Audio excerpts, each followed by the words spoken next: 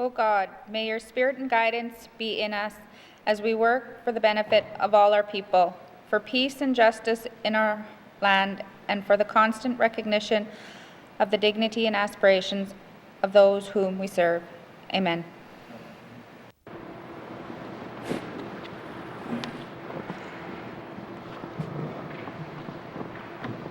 Good morning, colleagues.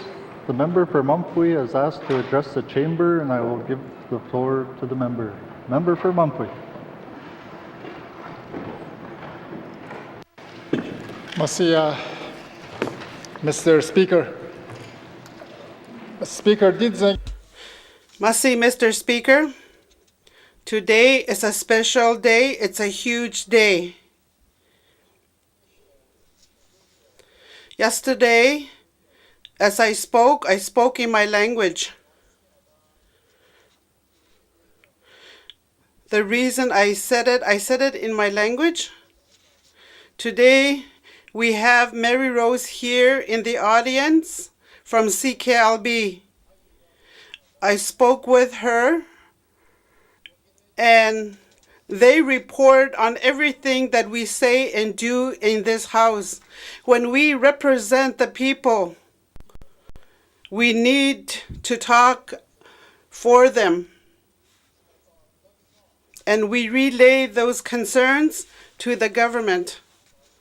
Yesterday, as I spoke in my language, yesterday on the radio, but today I will speak in English. The languages are all equal. Today, as we meet here, I will be announcing a special report. I want to say to all the MLAs and the people of Northwest Territories, and also to the Clean-Chon region, my people, I want to talk to them. As I stand here, I will read my statement. I will now speak in my language. Merci, Mr. Speaker. We've experienced a challenging year and a half from COVID-19 here in the Northwest Territories, in Canada, and also around the world. We have lost something dear, and today we face a normal, full of unanswered questions.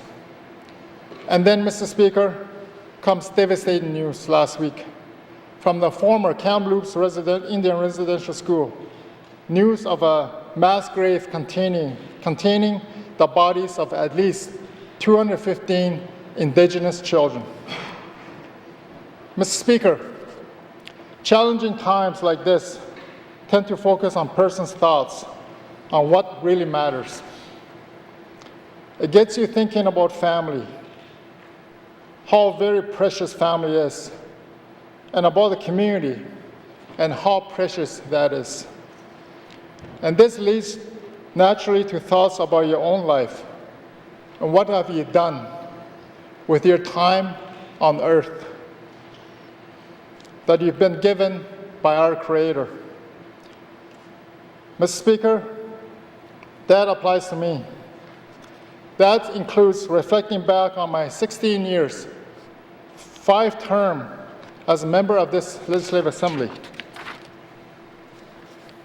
Mr. Speaker, when I walked into this building in June 2005, my oldest son, Jay, was only 12 years old. Today, Mr. Speaker, my son, Jade, is 28 years old, with a son on his own and a family on his own. My youngest, Ty, was only just born when I became an MLA. Now he is 16, studying for his driver's license. Mr. Speaker, we take our oath of office as an MLA. We sign on to demanding parallel of life, an existence away from home, removed loved ones, and away from family. Mr. Speaker, while I sat in this chamber, my 5 kids grew up around me. During my 16 years here, I missed so much childhood while they were growing up. So the rites of passage, of course, not just for me, Mr. Speaker. How many babies' first words, first steps, birthdays, soccer tournaments, laughters, cuts, tears of each of us because of our duties as MLAs. But Mr. Speaker, on the flip side, it has always been a wonderful 16 years serving here in the Legislative Assembly, in this House.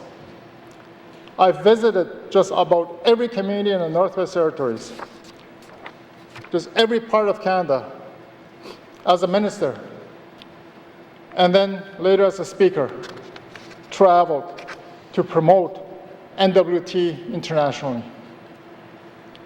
Mr. Speaker, when I was approached 16 years ago to first run as an MLA from Moorfield region, it was the prompting of the elders. Now, those same elders, at least the new generation of them, have approached me again. This time, Mr. Speaker, they're asking me to come home, back to my region, back to the Clinchon.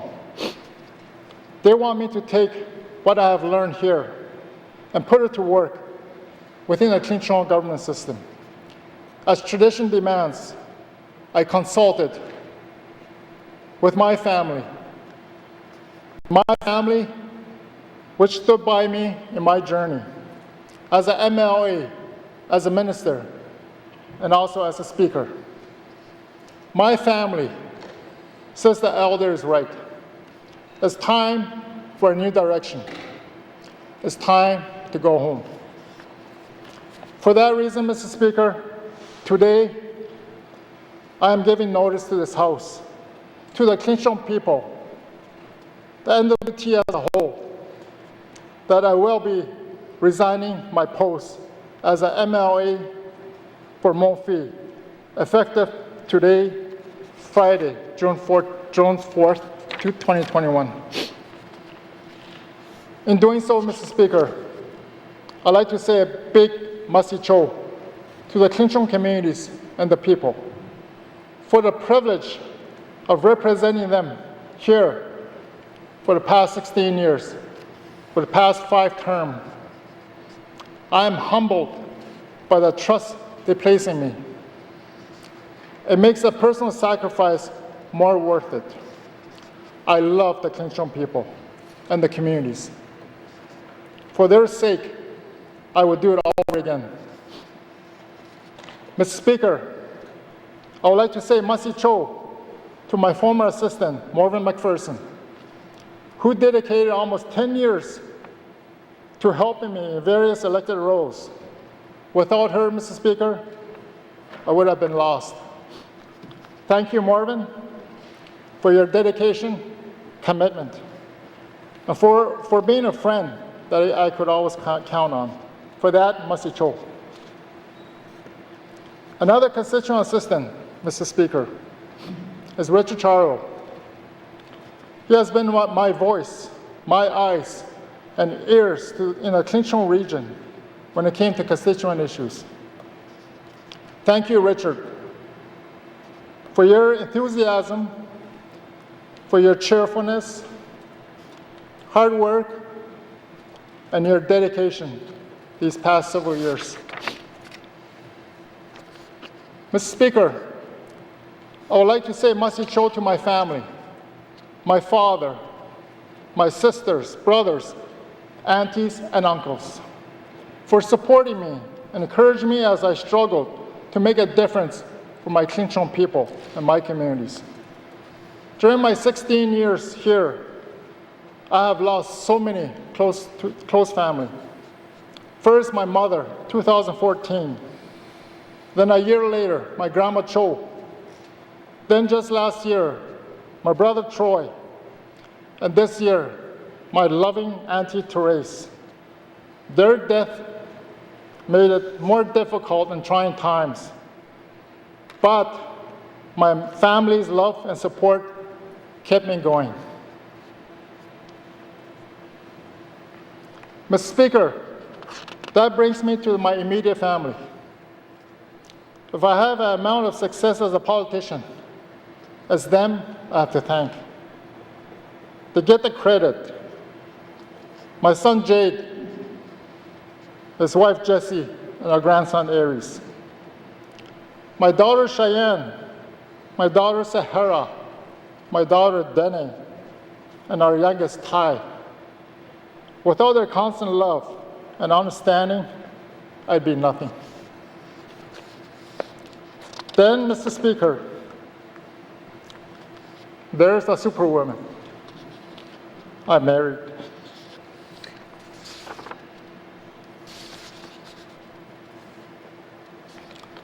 Diane Marie Lafferty. In every challenge, every triumph, every defeat, she's been there by my side. Through every trying times, absence, every inconvenient business trip, every sitting of this assembly, she was there covering me. With the kids, reminding them of my love. If I have accomplished anything in life, it's the account of my love, Diane. If my path leads to success, it will be entirely because of her. Mr. Speaker, finally, I want to thank this institution, the Legislative Assembly of Northwest Territories, and all the members, past and present, that I've had opportunity and privilege to serve with. Elected office is a true honor, a high calling. I will be grateful for the rest of my life for being given this opportunity. Mr. Speaker, I will miss this chamber, the excitement, the debates as well. But new excitement beckons from outside this building, outside the city. They call me. Mr. Speaker, it's been a blast. Mr. Speaker, good luck to all my colleagues around the room here. Continue to be the voice of the North. Do not forget who elected you. It's the people that you serve is their voice that should be heard in this House. So make a difference for N.W.T. Masicho, and God bless.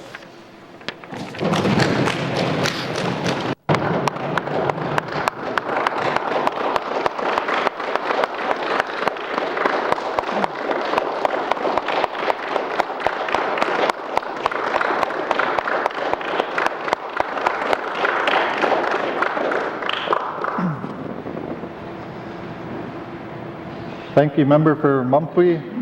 Mr. Clerk, please note the member's decision to resign in the record of the Legislative Assembly. The member for Mumpwe's seat is now vacant.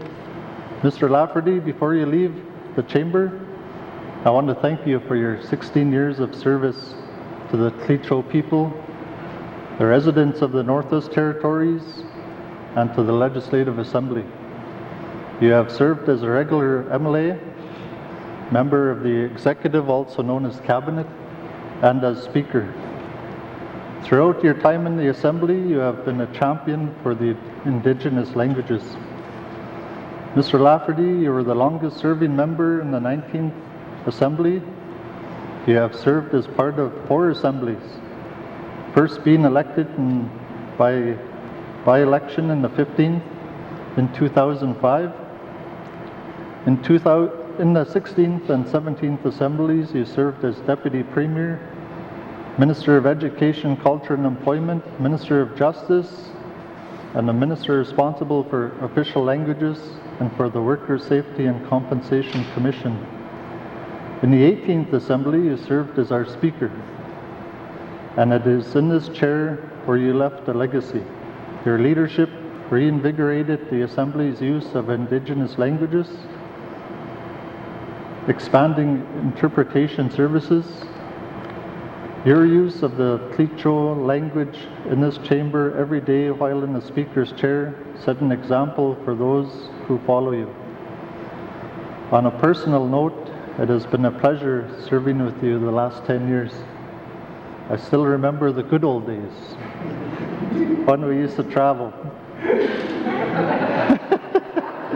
And our trip to Fairbanks to visit the University of Fairbanks to see how they teach the Gwich'in and the Inupiat languages so that we can adopt those teachings in our education system. I want to say Masi Cho, and I wish you all the best in your future endeavors.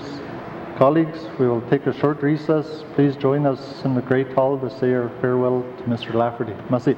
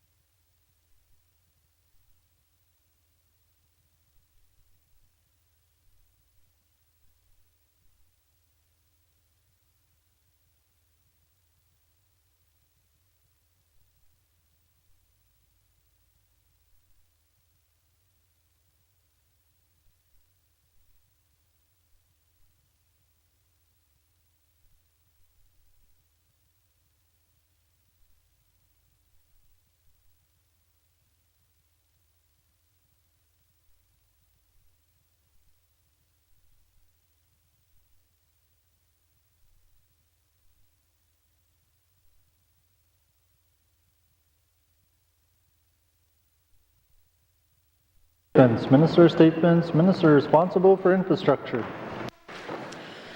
Mr. Speaker, I would like to update members and the public on the Community Access Program administered by the Department of Infrastructure. The Community Access Program provides contribution funding to communities across the Northwest Territories for the construction and rehabilitation of transportation and marine infrastructure. The program is application-based with a biannual intake of proposals. These projects support the development of strong northern workforce through construction activities, economic and training opportunities. Mr. Speaker, our regional superintendents work closely with the communities to support projects that meet local priorities. I am pleased to report that communities take advantage of this opportunity. In 2019-2020, there were 22 projects were supported across all 5 regions. This resulted in over $1 million invested into transportation and marine infrastructure. Projects range from building and maintaining ice roads, community trails and access roads, to completing necessary marine facility upgrades. In addition to employment, the construction and maintenance of these projects provided valuable work experience in operation of heavy equipment, modern road construction, and environmental protection techniques and project management. Mr. Speaker, the benefits of this program extend beyond the construction phase. These trail and dock projects improve quality of life for residents by increasing access for on-the-land activities like harvesting and educational programming, allowing for more convenient community and regional road transportation access for residents, and furthering economic activity like tourism. There's also a sense of community pride and accomplishment that comes along with delivering and completing these community-based priority projects. The Community Access Program provides funding for construction projects to meet specific community needs such as access roads to hunting, fishing, wood harvesting, and community recreational areas, trails connecting to the community for walking, hiking, and traditional activities, docks and wharves to support boating and marine activities, harvesting and recreational uses. Also, winter and access to granular sources. Mr. Speaker, the Department of Infrastructure is doing its part to support the 19th Legislative Assembly's goal of increasing economic and training opportunities across the Northwest Territories through this Community Access Program. We have seen great uptake in communities, and we're continuing to work closely with leaders to identify future projects to be considered under the Community Access Program in 2021-2022. Thank you, Mr. Speaker. Thank you, Minister. Minister statements. Minister statements. Minister responsible for Health and Social Services. Thank you, Mr. Speaker. Mr. Speaker, June is the month when we make a special point of acknowledging and celebrating seniors for their contributions to our families and communities. Seniors are valued members of N.W.T communities, and they contribute by working, volunteering, and passing on knowledge and traditions through teaching, stories, and ceremonies. Seniors also sit on advisory councils and engage with governments and non-government organizations, helping to develop strategy and policy. Seniors fulfill many vital roles within our society that enhance our quality of life. The N.W.T's population of seniors continues to grow. Our task is to work together to ensure we provide quality of life for them as they age. Mr. Speaker, most seniors want to remain in their own homes and communities. We must ensure services and supports are available to them, including home and community care services, accessible and affordable housing, and transportation and supports for their caregivers to enable them to continue to age in place with dignity.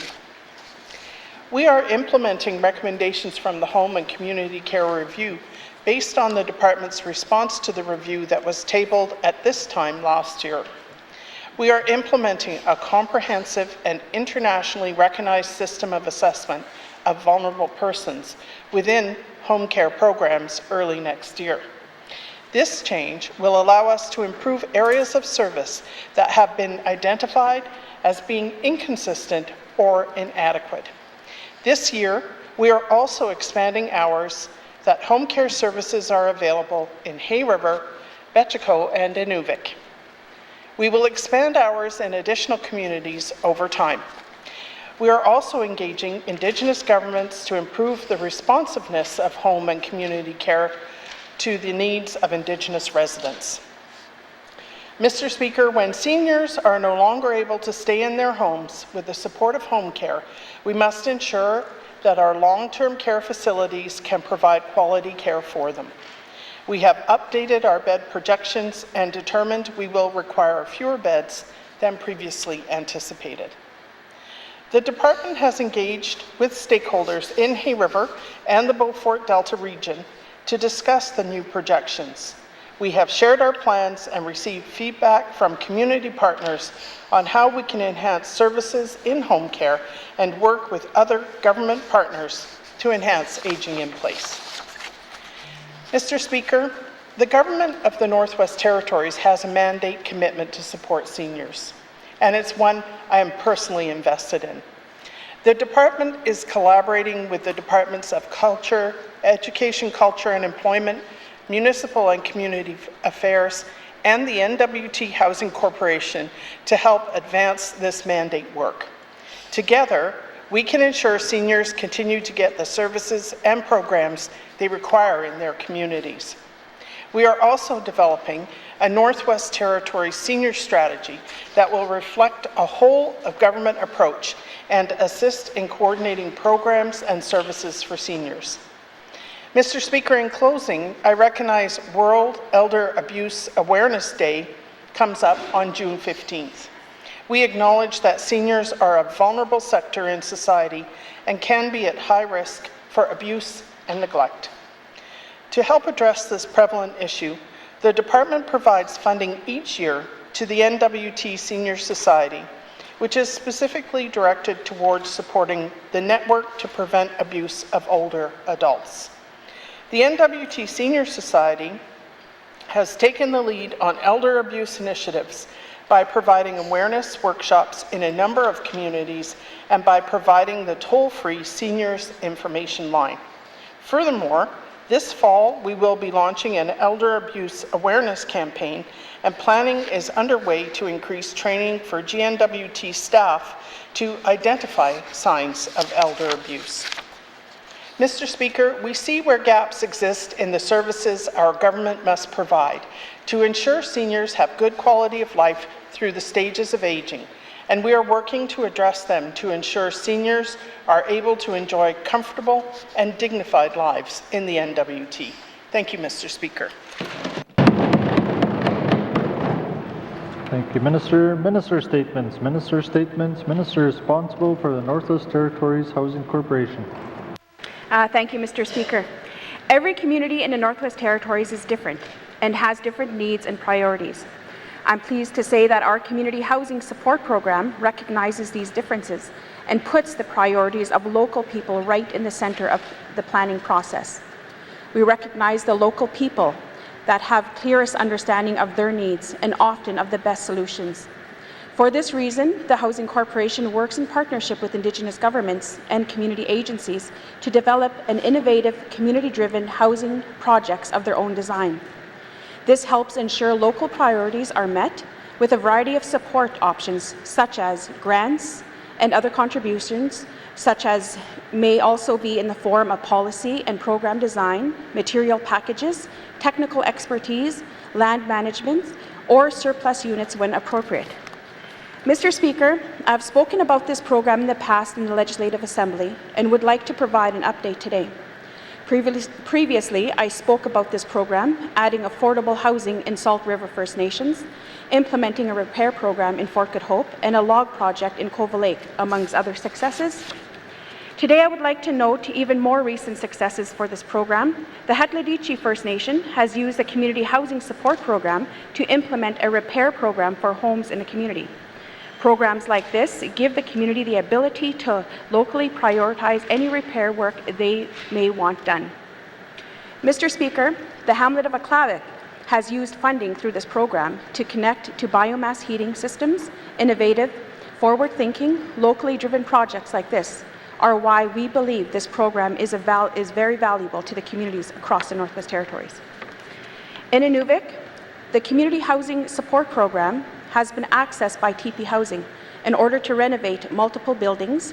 Being able to modernize affordable housing units is another example of the program being used to turn local ambition into reality. Mr. Speaker, one of my priorities as Minister is partnership, and this program is a great example of how, by listening to each other and working together, we can make progress towards many of our shared goals. We all look forward to seeing these new projects being provided in accordance with community aspirations and recommendations.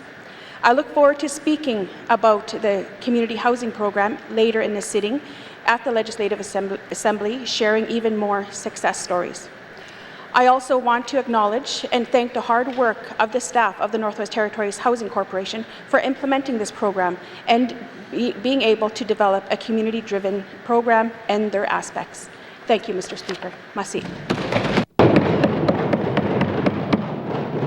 Thank you, Minister. Members, Minister statements. Minister statements. Minister responsible for industry, tourism, and investment. Mr. Speaker, today's mineral resource industry in the Northwest Territories is innovative, collaborative, environmentally conscious, and has the highest standards of safety. It collaborates with the N.W.T and with Indigenous communities to enhance resources for capacity building and supports Indigenous participation in and benefits received from the mining industry.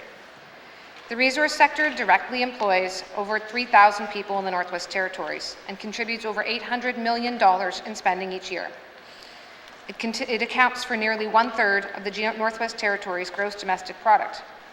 A healthy and vibrant mineral resource exploration and development sector is critical for the Northwest Territories, its people, and our future prosperity. Mr. Speaker, the Department of Industry, Tourism and Investment has a mandate item to increase resource exploration and development, and I would like to take this opportunity to acknowledge some of the initiatives underway to support this anchor industry. As with other industries, mineral resource exploration has experienced a downturn in activity and investment over the last year. The department has provided mineral tenure support and has acted as a liaison for industry with the Office of the Chief Public Health Officer to ensure the industry was able to continue its planning and operations during the pandemic. The Work Credit Program provided a one-year, one-time relief on work requirements for 189 mineral claims in 2020-2021. We also provided a one-year deferral of mineral lease rent payments for mineral tenure interest holders. This enabled 39 clients with a total of 548 leases to defer payments until 21-22. We continue to hear concerns from industry, and in response, I am pleased to say that the mineral tenure relief will also be available in 21-22. This will provide additional relief for those claim holders that are unable to work their claims as the pandemic continues. The Mining Incentive Program was also adjusted in 2020-2021 to accommodate the impacts of the global pandemic. Most of these changes are being continued for the 2021-22 year. Changes implemented include an increase to the maximum funding of corporate projects to 60% of eligible expenses to a maximum of $240,000. Northwest Territories expenses related to self-isolation, expediting, and program logistics are eligible for MIP funding. And the reporting deadline has been further extended for some projects that were significantly delayed due to the pandemic. As of January 2021, 12 prospector and 7 corporate 2021 projects were funded in the North Slave, South Slave, and Sahtu regions for a total of $1,994,000. From its launch in 2014 to 2018, the Mining Incentive Program directly leveraged $11.8 million in company and prospector exploration spending in the Northwest Territories. Mr. Speaker, there are some bright lights on the horizon in mineral resource development.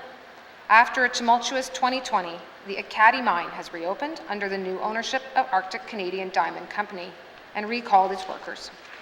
Gachokwe, under De Beers Canada and Mountain Province Diamonds, continues operation and has established itself as one of the top diamond mines in the world. In December 2020, a 157.4 carat diamond was discovered at this mine. Cheetah Resources and Rare Earth Mineral Projects at Metalacho site is in the demonstration phase as it advances to be the first rare earths mine in Canada, with innovative environmental standards, comprehensive training programs, and strong partnerships with the Indigenous groups of the area. The anticipated outputs are extremely promising, with the potential for a multi-generational operation providing minerals for the clean energy economy. As well, in the past few weeks, Arctic Star has confirmed 5 kimberlites discovered around Lac de Gras on its Digress Diamond project, including its spring exploration. Their ongoing activities will include assessing diamond content and ongoing testing of targets. Mr. Speaker, this is exciting news and only scratches the surface of the Northwest Territories' mineral potential. There is a wealth of resources in the north, and as new projects successfully move into production, we can expect increased exploration and renewed investor interest in Northwest Territories' mineral resources. In anticipation of this, the established Polar Bear Diamonds trademark has a new, polished look as it works to reintroduce branded Polar Bear diamonds into the global marketplace. A 2018 review determined that the brand remains highly recognizable in the market and reflects a unique, authentic, and ethically sourced product. We will be highlighting some of these recent successes and continue to further build public awareness and interest in the sector during this year's Northwest Territories Mining Week in July. I look forward to sharing the plans for what will remain a largely virtual program this year. Thank you, Mr. Speaker. Thank you, Minister. Minister statements. Minister statements. Honourable Premier. Mr. Speaker, today, Northwest Territories residents will come together to march through the streets of Yellowknife to honour the 215 Indigenous children found at the Kamloops Indian Residential School last week. This is an important opportunity for all of us as residents of the Northwest Territories to come together and show our support for people during this difficult time. It has brought to the surface painful memories for many, and with the strength of the community, we will get through this together. In a show of solidarity, 2 members of Cabinet and 2 regular members of the 19th Legislative Assembly will be attending the memorial walk, fire feeding, and water ceremonies. I want to thank the Dene Nation for organizing this memorial. It's important that we all stand together as a territory for those whose lives were impacted by the residential school system and those who never came home. Thank you, Mr. Speaker. Thank you, Honourable Premier. Minister statements. Minister statements. Member statements. Member statements. Member for N.W.T. Thank you, Mr. Speaker. Today I'd like to, like what Madam Premier just brought up, the Dene Nation walk for the 215 that we lost there in Kamloops. Our thoughts and prayers are with them from N.W.T. And, you know, as a 3rd-generation survivor, as yourself, myself, Diane, and Polly, we're all in residential school in Inuvik, and it's just like one sister and brotherhood, you know, when you see them. It's a special thing, that bond you have with them. And we'll get through it, and we're still standing. Mr. Speaker, I'd also like to let people, you know, up since last month for the flooding and, you know, from Jean Marie River to Simpson and everything. Our thoughts and prayers are with them, and hope everything works out. I know our government will work hard to get you where you have to get your lives sorted out. I know it's a mess now, but you'll get through it, and I know that our government is there for you. Mr. Speaker, also, again, yesterday I brought up my graduates, and you know, I'm really excited for them, and I really like to make sure that graduation day, be safe. Make sure you're letting your parents know what's happening, and pretty proud of them for N.W.T. Mr. Speaker, also people hunting and fishing back home because winter just doesn't want to let go. And people are out fishing in Husky Lake and hunting on the coast right now, getting our geese for the summer and that, and harvesting, so just be safe. in YELLOWKNIFE, they're hunting on a flow edge for ducks. So just be safe out there, and look forward to seeing everybody. And Mr. Speaker, I'd like to thank our frontline staff, all the hard work that they're doing in our small communities, and thank them for all the hard work that they do. For all those who lost loved ones this past few months, again, Mr. Speaker, thoughts and prayers are for you and all your families. And to the members, you know, it's summer's coming. Spend a little bit of time with your family and enjoy it. And look forward to seeing my family here shortly. To my constituents, have a safe spring. And when summer starts, fishing and whaling will be safe, and God bless you all. And thank the mayor and councils in our communities for all what they do for us, and our community corps and the Invervalley Regional Corporation. Thank you for what you do for our communities. And I'd like to just say to Mr. Lafferty, who left the house today, 16-year service. He did so much for the Cleacho people. And I'm proud to call him a colleague of mine. And he's not only a colleague, but a good friend and a big supporter of the N.W.T. And I know his future endeavors, whatever he's going to do a good job. I just want to thank him for his service and a lot of good memories with that. Thank you, Mr. Speaker. Thank you, member for N.W.T. Member statements. Member for Hay River South. Thank you, Mr. Speaker.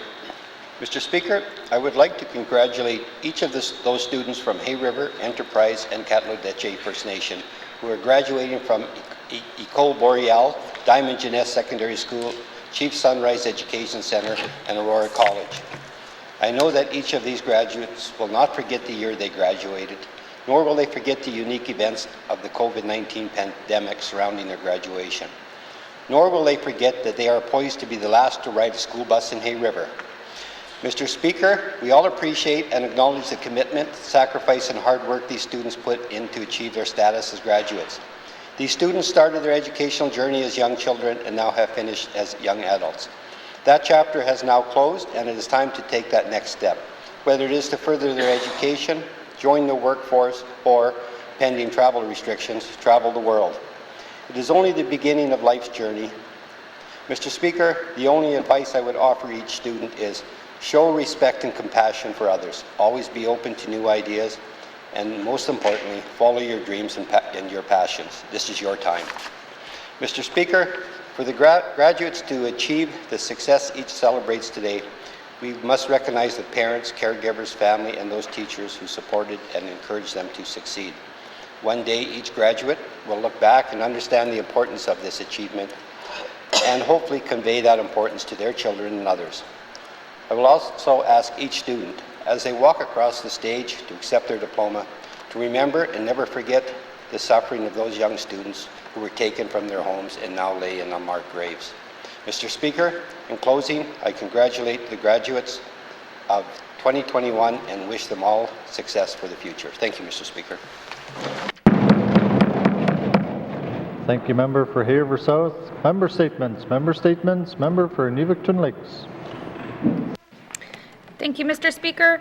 Mr. Speaker, today I would like to recognize the East Surrey Secondary graduating class of 2021 and all the graduates of class 2021 in the Northwest Territories on achieving this milestone through a pandemic, as they had to spend their entire final school year under COVID restrictions. I wish you luck on the next chapter of your lives. I would also like to congratulate the college, university, and trade students from my community and the Northwest Territories who will or have graduated this year. Like I said, the pandemic has put a real twist on learning, in not just in the Northwest Territories, but the entire country, and possibly the world. Mr. Speaker, I'm very afraid of how this will be in the future. Our students have missed many days of school. Our attendance rates are lower than they have been, and this was already a problem. I just wish that, that when we move forward with all the restrictions, that there is going to be a plan in place, Mr. Speaker, for our students to be able to be supported, to be caught up, so that this last 15 months was not a waste of their schooling. Because we all know that moving forward, you know, you want to move on with your students, you want to move on with your classes, you want to graduate, you have future goals. I'm sure these grade 12 students have future goals, what are all going to be put on hold, whether or not they can attend university, whether or not they can, you know, these are all things that we're going to be facing in the fall. So I just wanted to recognize that and congratulate all the hard work of all the students in the Northwest Territories, right from all the little junior kindergartens right up to our post-secondary. Mr. Speaker, I'd also like to recognize that June is National Indigenous History Month, and Saturday is the 37th year of the N.W.T final agreement when it was signed, and there will be some COVID restricted celebrations going on in my community, and I'm sure throughout the N.W.T region. So I just wanted to recognize and hope to be to make it home to celebrate with them. Thank you, Mr. Speaker. Thank you, member for Nuvik-Twin Lakes. Member statements. Member statements. Member for Great Slave. Thank you, Mr. Speaker. Mr. Speaker, according to StatsCan's 2019 Family Violence Report, the Northwest Territories has the second highest rate of all types of family and domestic violence amongst Canadian territories and provinces. Many Northerners have experienced or know someone who has been a victim of domestic violence. The N.W.T also has the highest rates of sexual violence in the country. Females comprise the majority of those experiencing sexual violence, and males represent the majority of perpetrators. Family-related sexual violence is more than 5 times higher for women and girls than men and boys. In the Northwest Territories, the rate of family violence reported to the police in 2019 was 9.9 times the national rate, and was the second highest in Canada, only to Nunavut.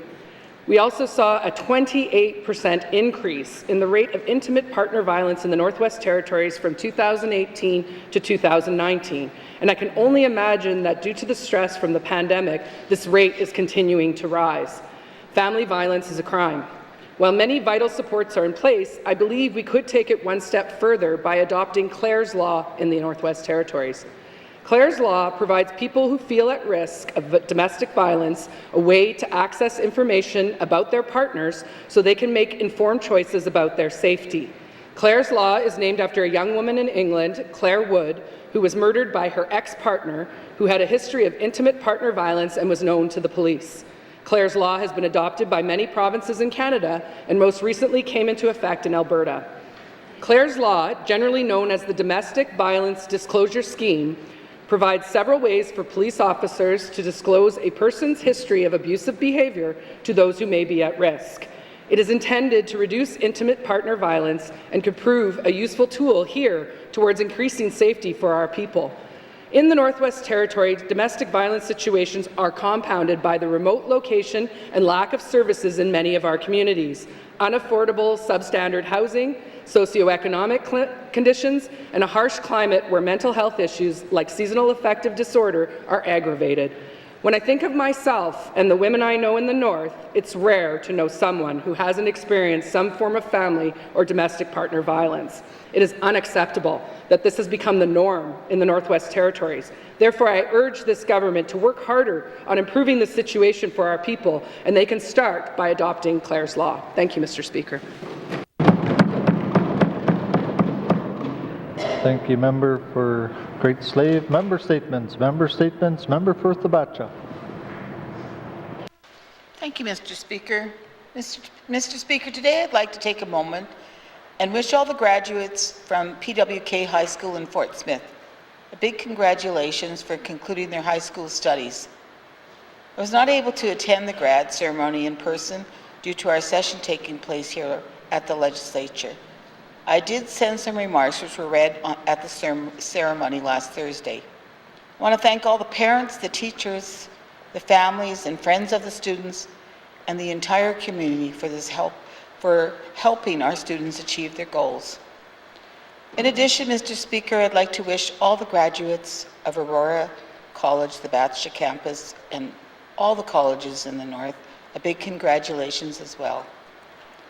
The convocation ceremonies this year will include graduates from both the class of 2020 and 2021. I know these last 15 months have been difficult, but these challenges will only help you make them stronger for the better. I wish all graduates of both schools all the best with their future endeavors. I want to thank the staff for their resilience, knowing that we are now the headquarters of the future Polytechnic University. And I want to welcome all future students who attend school in Fort Smith. Mr. Speaker, I would also like to acknowledge and thank all frontline and essential workers, teachers, and of course all of my amazing constituents of Fort Smith. I wish all the Indigenous leaders and the municipal governments and all the peoples of the Northwest Territories a safe and great summer. I want to wish a safe summer for all my colleagues and for you, Mr. Speaker. Thank you. Thank you, Member for Sabacha. Member statements. Member for Yellowknife North. Thank you, Mr. Speaker. Before I bring up my concerns about human resources today, I want to acknowledge that the vast majority of N.W.T hiring is fair, it succeeds in getting the best candidate for the job, and that our HR staff are hardworking and do care about creating an inclusive public service. Human resources is not an easy profession, and I thank the staff for their work. However, Mr. Speaker, as an MLA, people don't complain to me about successful hiring. They come to me with HR processes that failed. And Mr. Speaker, our human resources program must be about building trust, about building trust within the public service and to the public that we continually run a fair, open, and transparent process. Mr. Speaker, I have some suggestions on how we can improve HR processes. Mr. Speaker, we have to stop advertising jobs for less than 1 week. When a job is posted on a Friday and closed on a Monday, it is sending a message that we already know who we're intending to hire, and we're not giving the public a fair chance to apply on it. Mr. Speaker, we need to stop coming up with excuses on why we want to screen people out. HR looks for key words and doesn't use common sense when looking at the descriptions. Mr. Speaker, I've heard all sorts of complaints from people that instead of saying they had human resource experience in the process, they said they managed a team, and HR applied the process too strictly. It's as if they are training people to speak in bureaucratic doublespeak because they know that's how the N.W.T operates. Next, Mr. Speaker, please stop using the STAR interview technique, especially for P1s. The STAR technique, which requires a person to first talk about a situation, then a task, then an action, and then a result. And if you fail to do that in that precise order, you do not get full scored on that question, Mr. Speaker. Mr. Speaker, this is not how people talk. It is a way that we all have to learn how to interview for government jobs. How about we set up our interviews for people, Mr. Speaker? Mr. Speaker, people have stopped appealing HR jobs because they know there is no point to it. This week in the House, the minister admitted that the appeals process is not about competencies. It is not about reviewing the job description. It is about making sure the collective bargaining and the processes were followed. Mr. Speaker, consistent complaints have been made that the staffing appeals process leads to no hope of getting a clear answer of why you did not get the job. I'll have questions for the minister. Thank you. Thank you, Member for Yellowknife North. Member statements. Member for Frame Lake. Merci, Monsieur le Président. The Prince of Wales Northern Heritage Centre, that's the old English name for the museum or Heritage Centre, has been the N.W.T's flagship cultural showcase and artifact repository since its opening in 1979. Its mandate has been established through various strategies and reviews, most recently formalized in the Culture and Heritage Strategic Framework 2015 to 2025. That framework clearly states that the Centre's central role in, quote, safeguarding the heritage and a quote of the Northwest Territories through object and records preservation, maintenance of an archive, the mounting of exhibits in collaboration with other heritage organizations and centres. The museum's physical ability to carry out those tasks has been questioned in reviews of the state of the facility, the most recent in 2018. That assessment identified a large array of physical deficiencies, including the impeding the museum's ability to fulfill its mandate functions. Key deficiencies include the lack of an elevator or adequate storage space, poor heating and air conditioning, hampering artifact preservation, lack of space for teaching or hosting traveling exhibits, and poor energy efficiency. Last summer, there was a flooding of the basement that luckily did not result in major damage. Some of us have had tours of the facility and can attest firsthand to the shortcomings and immediate need for expansion and remediation. Most recently, the department has embarked upon a, quote, analysis of charging admission to the museum, an analysis of current revenue streams, and the identification of potential sources of revenue, end of quote. With no significant action on the physical defects and a 10-year strategic framework approaching its end, the narrow focus on revenue seems a wasted effort. We need to roll all this work up, stop studying the problems, and act. We can't even do something as basic as changing the name of this facility to reflect its northern reality. A recently completed Tourism 2025 Roadmap to Recovery clearly states that when COVID travel restrictions are lifted, we need to concentrate on product development activities. To me, that's exactly what the museum also represents for visitors. We need to start making those investments in this facility now. I'll have questions for the Minister of Education, Culture and Employment on the future of the museum, how we can give it a modern name and protect our heritage for future generations while ensuring tourists have something more to do and learn. Merci, Mr. Speaker. Thank you, Member for Frame Lake. Member statements. Member for Cam Lake. Mr. Speaker, our ability to foster art preservation, creation, celebration, and sales is key to our territory's success. Art is far more than a thing of beauty. It connects people to themselves, one another, and tradition. Art is vital to our well-being and our shared and individual histories. According to the N.W.T. Arts website, there are 912 registered artists across the territory. The pre-COVID estimated economic value of N.W.T. Arts is a mere $7.2 million. Comparably, Yukon Arts generated $12.9 million, and inspirationally, BC generated $2.6 billion. In the last year, social media has become a primary marketplace for independent artists promoting and selling arts, and we saw the work of many global artists go the good kind of viral. But we have not capitalized on the potential of art in the Northwest Territories, not for locals, tourists, or the masses looking to purchase online. Our need for arts infrastructure in the N.W.T. is huge. Artists need physical and virtual spaces for creative development, collaboration, celebration, and sales. And I am concerned the GNWT is not taking this repetitive call to action from the arts community seriously, as there is still no plan to develop and fund these spaces. In other jurisdictions, the agency that promotes the arts operates independently from government. Independent art councils are provided core government funding and then held accountable to secure added funds from federal and private sources to grow the arts community. In other jurisdictions, these independent arts councils partner with Indigenous stakeholders, implement youth programs, school programs, artist residencies and mentorship opportunities, manage art collections, conduct art research. The list is exponential, and so is the opportunity, Mr. Speaker. The GNWT currently spends $2.8 million on various investments to the arts community through marketing, film, and entrepreneur funding through ITI, and grants for performers, arts organizations, and the N.W.T. Arts Council through ECE. And just like you can't put baby in a corner, Mr. Speaker, you can't put the arts in a bureaucratic box. The arts need the creative space to grow, evolve, and empower. It needs fluidity and autonomy from the government.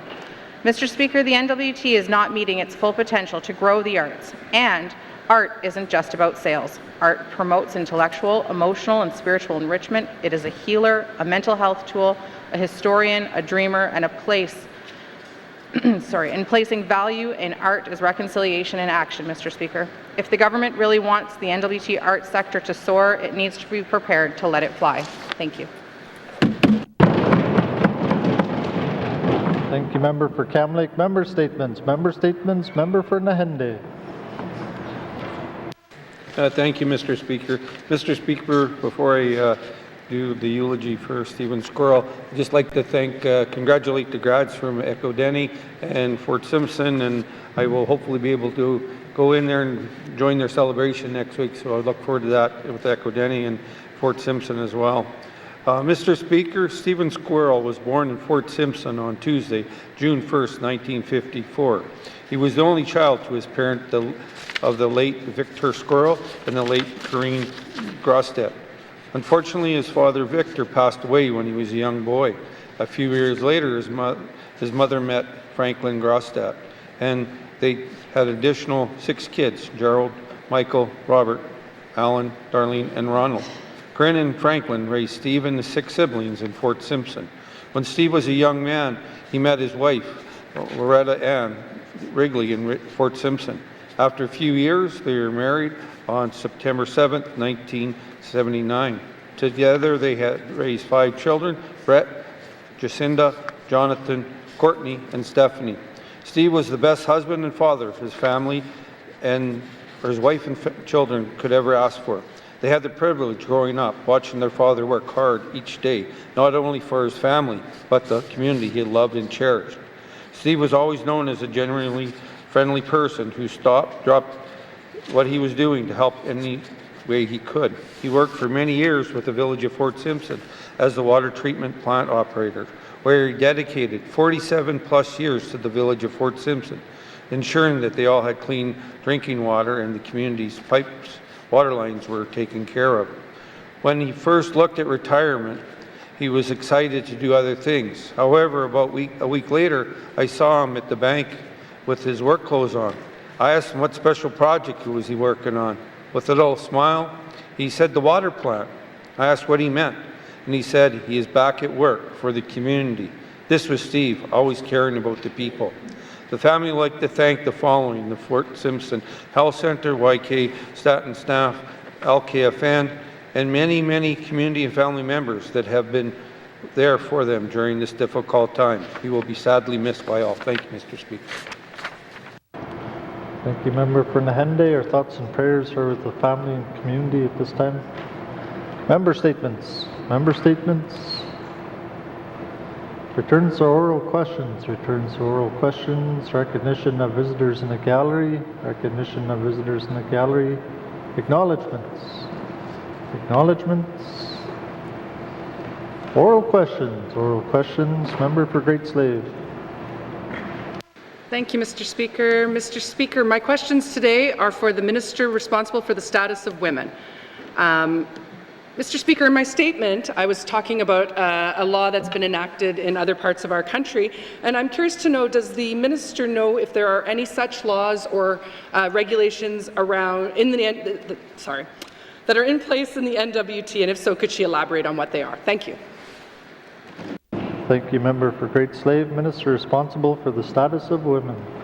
Thank you, Mr. Speaker. Mr. Speaker, at this time, to my knowledge, there is no equivalent legislation in the Northwest Territories akin to the Clare's Law system. Thank you, Mr. Speaker.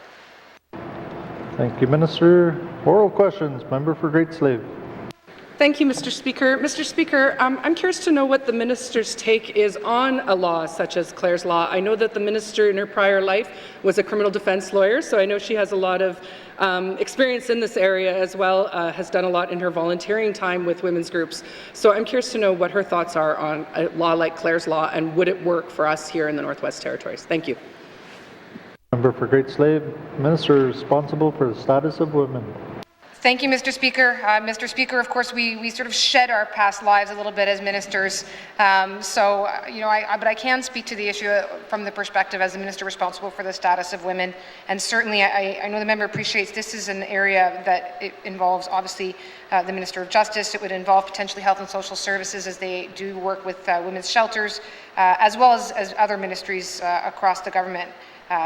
The challenge with a proposal such as a Clare's Law, which certainly could well fall within my responsibility to promote, is to strike the balance between empowering women by giving them the information, women or others, to empower them with information about an abuser or a potential situation, while at the same time not putting the onus on a victim of violence or their family to be the ones that have to go and seek out the information.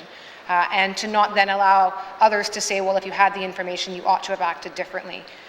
So there's a lot of policy issues at play, but at the same time, the fact that of having the question and of what we can do to fundamentally empower women in those situations is really the discussion to be had. Thank you, Mr. Speaker. Thank you, Minister. Oral questions. Member for Great Slave.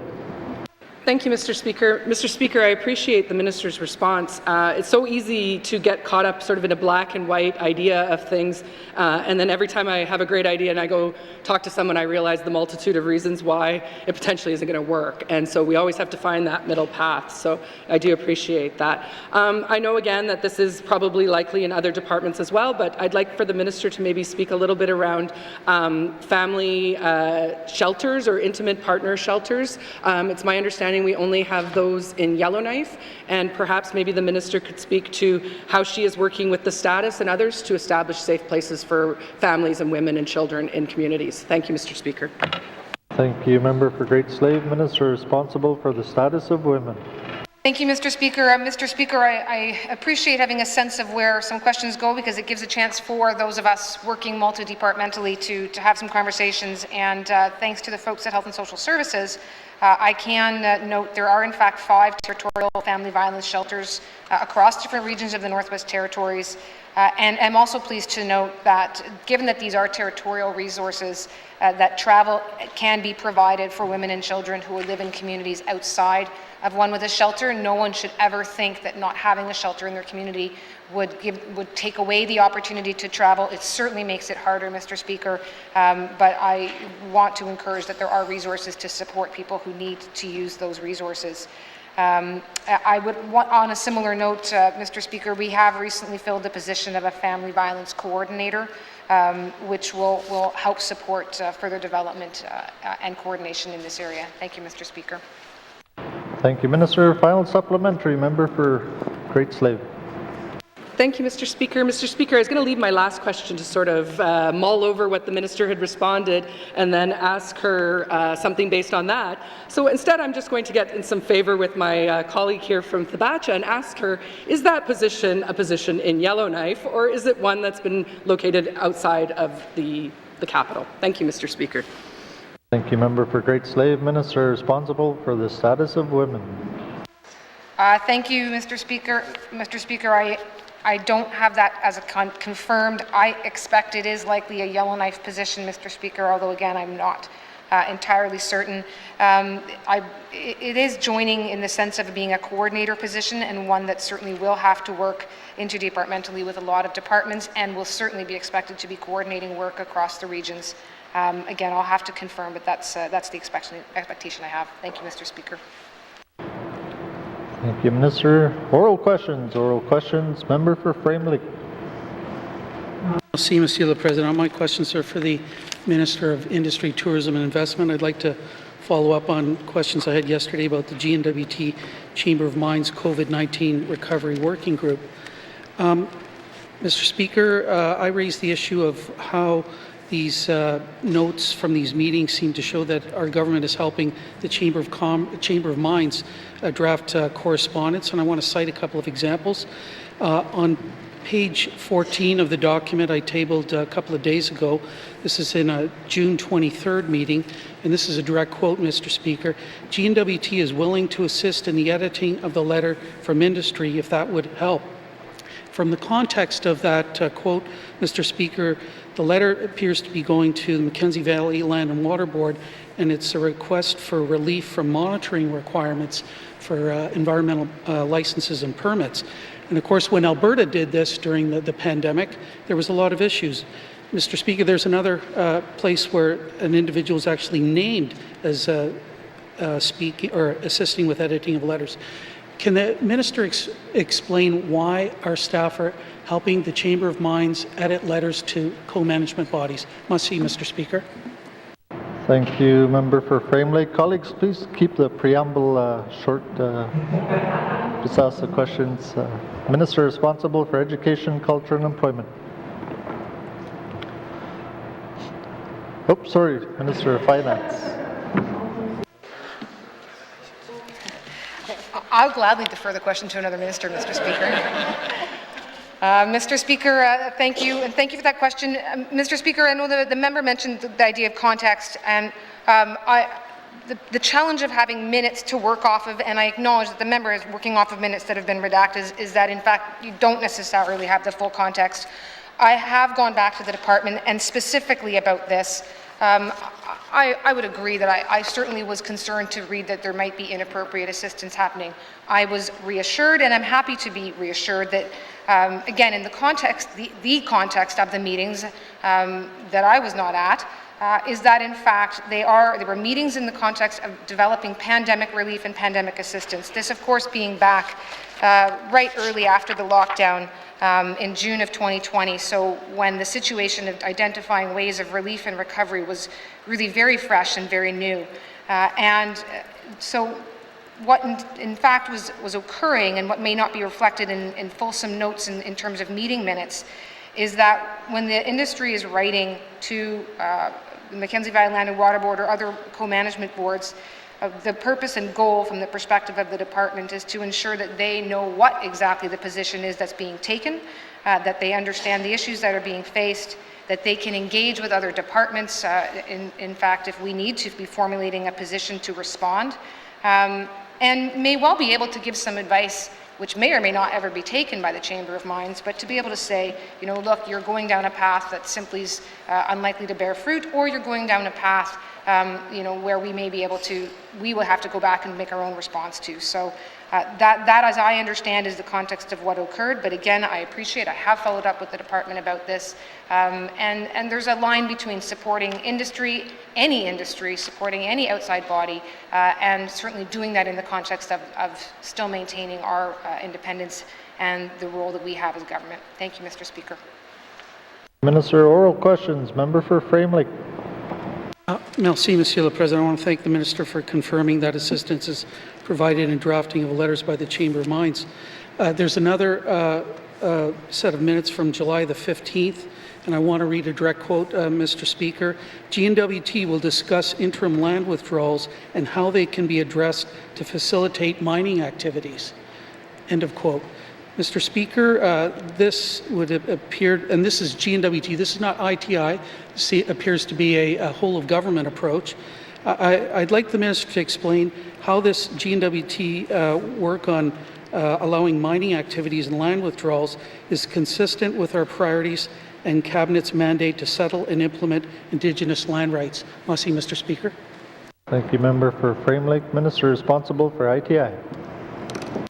Thank you, Mr. Speaker. And Mr. Speaker, I want to say this again very clearly on behalf of my own responsibility in areas of the department, that any statement about the government's position on land withdrawals, on anything that is multi-departmental, that doesn't come from a single official like this. It has to be multi-departmental. It has to be whole of government. So yes, this is, again, minutes where it's reflective of the ITI department staff that were attending minutes. And I again went back to them to say, let's be very clear that when we attend these meetings, we have to always be there mindful of the role and the position that is taken by the government of the Northwest Territories.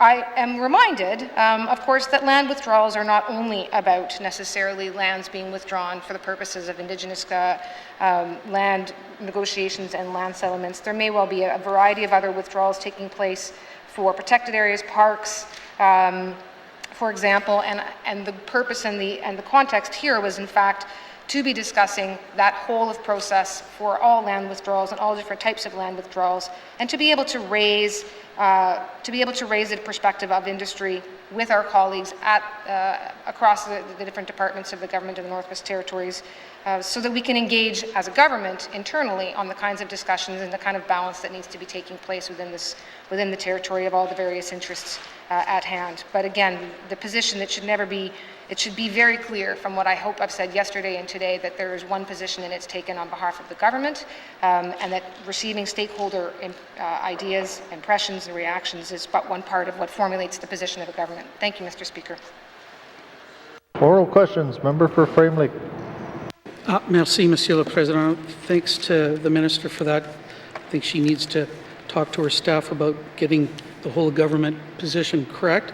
But Mr. Speaker, yesterday the minister was trying to compare the Business Advisory Council to this Chamber of Mines working group, and the Business Advisory Council has a public terms of reference. It's multi-stakeholder. There's a web page that the department keeps where the correspondence and recommendations from the council are publicly available. And I'm just wondering if the minister can make a commitment to ensure that or post the unredacted meeting summaries from this working group to a similar page so that we can have a little bit more transparency here, Mr. Speaker, and make sure that the public understands what's actually happening in this working group, and regular MLAs as well. Merci, Mr. Speaker. Thank you, member for Frame Lake. Minister responsible for ITI. Thank you, Mr. Speaker. Mr. Speaker, the items that were redacted in keeping with the ATIP process, the Access to Information and Protection of Privacy Act. Many of those redactions were in fact mandatory. They are not discretionary. It is information that pertains to another individual, and when there's a person that is named alongside other information, such as their place of employment, then that is, I believe, and I'm not the ATIP coordinator here, Mr. Speaker, but I believe that would then be mandatory. So other elements may be discretionary. Had I known back in, I guess, April or March, when these initial requests were being made, I may have been able to assist with some of the more discretionary elements. But even then, they're discretionary to apply the conditions of ATIP to documents such as, to any document that's going out under ATIP. So I can certainly go back. There's probably some elements in there that we could unredact. There's a lot that I would prefer to unredact to give a better sense of the context, to give a better sense of the understanding of the work that was happening. And I'll go back and do that, and we'll see if we can perhaps table something that has more information on it. But again, I am not the ATIP coordinator. The point is to have a person that does this so that there's consistency when there's ATIP redactions taking place. I'm happy to try and get more information out about the work that's been done. As I said yesterday, there's good reason for these organizations to meet, and the work that they engage in should be well known. Thank you, Mr. Speaker. Thank you, Minister. Final supplementary, short supplementary, member for Frame Lake. Merci, Monsieur le Président. I want to thank the Minister for that very helpful and long answer. And I look forward to much greater transparency on these meetings. But, you know, Mr. Speaker, if these meetings were actually happening in almost any other jurisdiction in Canada, they would be regulated under lobbyist registration or lobbyist legislation. Mr. Speaker, we are one of 2 jurisdictions in Canada that does not have lobbyist legislation. And I think that's increasingly important, especially in the post-devolution world where we now have a responsibility for billions of dollars of resources. So can the minister tell me whether our government is prepared to bring forward a bill, legislation for lobbyist registration in the Northwest Territories? Merci, Mr. Speaker. Member for Frame Lake, Minister responsible for Industry, Tourism and Investment. Thank you, Mr. Speaker. Mr. Speaker, I'm not sure that that type of legislation would necessarily fall under ITI. Certainly, the idea of having some sort of registry, the idea of having some sort of public awareness, I see certainly no harm from that from the perspective of as the ITI minister. To my view, Mr. Speaker, it would be beneficial for everyone in the industry to know of the work that is going on, to know of the extent of the efforts by officials as well as by my office to meet across the board with different industries, different stakeholders, individual businesses, all the different regions. Having that and having people know of the efforts that we go into to do that engagement, in my view, is only helpful. The kind of meetings that we have should be known, and I certainly don't see any harm in that. Again, Mr. Speaker, that's probably not, to take this suggestion forward is probably not one that would fall under ITI necessarily, but again, I've certainly given some reasons why that would potentially be to the benefit of ITI. Thank you, Mr. Speaker. Thank you, Minister. Oral questions, member for Hay River South. Thank you, Mr. Speaker. Mr. Speaker, I want to go back and question the Minister of Education on Hay River student busing. This is a major issue for our community with over 500 students and some having to travel up to 25 kilometers one way just to get to school. Mr. Speaker, I have provided the Minister several days to come up with approximately $70,000 to assist the Hay River District Education Authority to continue student busing. Therefore, I'd ask the Minister if he has a check for me to take back and drop off with the Hay River District Education Authority, or that he at least has a promise that funding is forthcoming. Thank you, Mr. Speaker. Thank you, member for Hay River South. Minister responsible for EC&E. Thank you, Mr. Speaker. As I stated last time, if this was as easy as cutting a check, we wouldn't be here. This issue would be dealt with. The fact is, we have an education system that's built on equality, not about being equitable. It's about being equal. So, if I pay for busing in Hay River, I have to pay for busing in Fort Smith, in Yellowknife, in N.W.T, in Simpson. It doesn't matter if the community is needed or not. We have to give them the money. I'm working towards an equitable system where money goes where it's needed, but currently we have an equal system. So that being said, I don't have a check. However, there's, clearly people want the minister to be accountable. It might not be how our legislation is set up, but that's what people want. So I'm seeing what else I can do. I'm working with the department who has reached out to the superintendent of the District Education Council to try and ensure that we do get students bused to school so they can actually show up in school and learn. I assume that, at the upcoming DEC meeting that the superintendent will have done this work on ways to possibly make this happen and bring forward some, reasonable and cost-effective solutions for the Education Council to mull over and hopefully approve. But failing that, I'm also going to offer the services of the Department of Education, Culture and Employment to the Hay River DEA to help them perhaps look at the books again and figure out if there's a way to move things around. Although I know that is not a palatable option. There's a reason we're in this position, and it's because they've done that over and over again, year after year after year, and just don't see what other programming they should cut in order to have busing. So. Short answer, no. Thank you, Mr. Speaker. Thank you, member for Hay River South. Minister, oral questions, member for Hay River South. Thank you, Mr. Speaker. Mr. Speaker, there's 7 cabinet members on the other side, and if you divide 70,000 by 7, we've got only 10,000 from each department, so maybe you can get some help there. Mr. Speaker, the community of Hay Rivers has seen a decline in student enrollment over the last several years. However, we still have over 500 students, and if the South Slave Divisional Education Council is not going to advocate for Hay River and find the funds for busing, then and continued cutting of staff and programs and services is no answer, because that's kind of the answer the authority has been getting.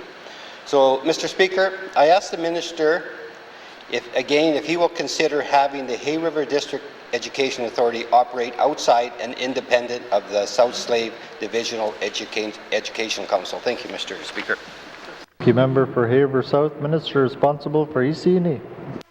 Thank you, Mr. Speaker. I have limited tools at my disposal to remedy this, but some regulatory changes is one of those tools, and splitting the Hay River DEA from the South Slave DEC could be done through regulation. So I've asked the department to look into that process, what the costs would be, how we could go about it. So we don't want that. Ideally, we want everyone to work together. I mean, it's a simple solution. We're using the nuclear option, for a very simple problem. But I have started looking into that. Thank you, Mr. Speaker. Thank you, Minister. Oral questions, member for Hay River South. Thank you, Mr. Speaker. Mr. Speaker, I think you answered my question number 3 there, that there is a process and he's working through it. So I'll go to question number 4 here, and Mr. Speaker, a move such as this would require dividing the current funding between the South Slave Divisional Education Council and the Hay River District Education Authority. So, Mr. Speaker, based on the current South Slave Divisional Education Council budget and the number of student enrollments in Hay River, can the minister confirm what the split would be and what impact would it have on both the South Slave Divisional Education Council and the Hay River District Education Authority? Thank you, Mr. Speaker. Thank you, member for Hay River South. Minister responsible for EC&E. Thank you, Mr. Speaker, and it would be a lot of work, for one thing. There would have to be consultation with the Education Authority and obviously the District Education Council. The District Education Authority would have to make it very clear that this is what they wanted, and I haven't received that. There's been no resolution passed by the authority that I'm aware of. But the Hay River DEA comprises about 42% of the student population of the South Slave. So probably close to $10 million that goes to the SSDEC would then be removed and allocated to a new DEA, if a standalone DEA, if that's what happened. There'd also be a transfer of funds for administration, so there would be probably around a $400,000 reduction in administration funds to the South Slave DEC. And the way they work their funding, I think this year they're also transferring about $500,000 from the Hay River DEA's budget to the DEC. So they might be close to about $1 million less in funding to the DEC. So there's some significant impacts all around. And like I said, it's a simple problem. There's a simple solution. I think that the parties can get together, look at the numbers. If $70,000 doesn't work, well, I'm sure that we can move some numbers around. It doesn't have to be $70,000. Maybe it's $50,000. Maybe you get it down to $30,000. It's not an impossible task. We just need everyone to get around the table and do what's best for the students. Thank you, Mr. Speaker. Thank you, Minister. Final supplementary, member for Hay River South. Thank you, Mr. Speaker. And it might be 100,000. But, Mr. Speaker, it is I think it is, there's a simple solution to it. And, but we have to push the fact that students may be without busing. And, it's part of, our responsibility to make sure that students have access to an education and to get to school. And, it's, we can say that if we pay for Hay River, we got to pay for everybody. But that's not a bad thing either, if it's allowing students to go to school. So, what I'd encourage the minister is to push the council and the Education Authority and meet with them, and hopefully they'll come up with a solution fairly quickly, because this also impacts businesses in Hay River. We'll have a business that provides busing services. They're going to have no work. Their drivers are going to have no work. And it just goes on and on. So I think, it may be small, but it is important to Hay River. Thank you, Mr. Speaker. No question. Thank you. Taking this comment.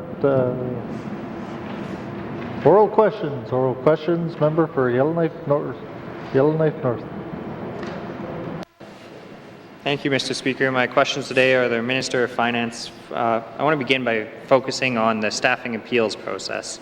And I've read the staffing appeals process guidelines a couple times, and as far as I can tell, they are so narrow that the vast majority of applicants don't even have access to an appeal. So my first question is, what percentage of people who apply on N.W.T jobs are eligible for an appeal?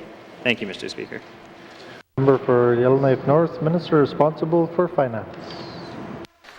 Thank you, Mr. Speaker. Mr. Speaker, I think I heard it's what percentage of people who apply. Mr. Speaker, I can see any employees of the N.W.T who apply would certainly be eligible to file an appeal. So there's 100% of someone who's already an employee. Obviously, not everyone would necessarily self-disclose as being an employee at the time that they make an appeal or make an application. Similarly, Mr. Speaker, anyone who has staffing priority under the affirmative action policy also has a right of appeal. And again, it's not necessarily obvious that everyone would self-identify as being a candidate under the affirmative action policy. So it's difficult necessarily to say exactly the percentage of applicants who would necessarily have that right of appeal if they aren't self-identifying as such. What I can say as well, though, Mr. Speaker, in 2021, 16.5% of all applicants who applied on positions within N.W.T, to our knowledge, were eligible. Again, for eligible to appeal. Just noting that there's some limitation depending on people's self-disclosure. Thank you, Mr. Speaker. Thank you, Minister. Oral questions. Member for Yellowknife North. Thank you, Mr. Speaker. So of those 16.5% of people who applied for N.W.T jobs who were eligible appeal, when I look and try to figure out exactly what the grounds of an appeal could be within the process, I have a hard time, let alone those people who just didn't get a job, Mr. Speaker. So my question for the Minister of Finance is, what information is provided to an unsuccessful candidate who would be eligible for appeal, that's 16.5%, to help them formulate and understand the grounds of appeal? Thank you, Mr. Speaker. Thank you, member for Yellowknife North. Minister responsible for Finance.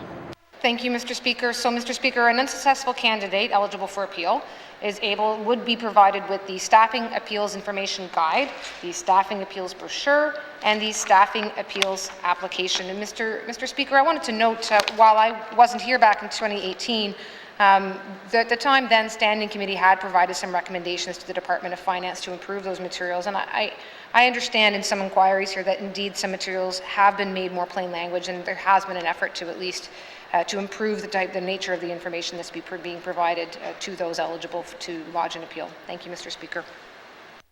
Thank you, Minister. Oral questions. Member for Yellowknife North. Thank you, Mr. Speaker. Yes, and the Minister is correct. In 2018, the Standing Committee on Government Operations recommended that some plain language documents would be provided, and I'm glad to hear that a committee recommendation has been followed through with. So thank you to the department for that. Mr. Speaker, when I was looking for the last major analysis on the N.W.T's human resources practices, I had to go back 20 years to Grant Thornton, a law office, and the consultants then found that the appeal process is perceived as not conducive to an independent and fair hearing, and it leads to a finding, and it does not lead to a finding of greater openness, transparency, or independence. Mr. Speaker, I tend to agree with that 20-year-old analysis of our staffing appeals process, and to my view, not much has changed. My question for the Minister of Finance is, has the N.W.T ever had its process independently reviewed to determine if it's procedurally fair? Thank you, Mr. Speaker. Thank you, member for Yellowknife North. Minister responsible for Finance. Thank you, Mr. Speaker. Mr. Speaker, in hearing the member's statement, I have been trying to go back to just see if, in fact, something has happened. Obviously, I've not been here for a particularly long time.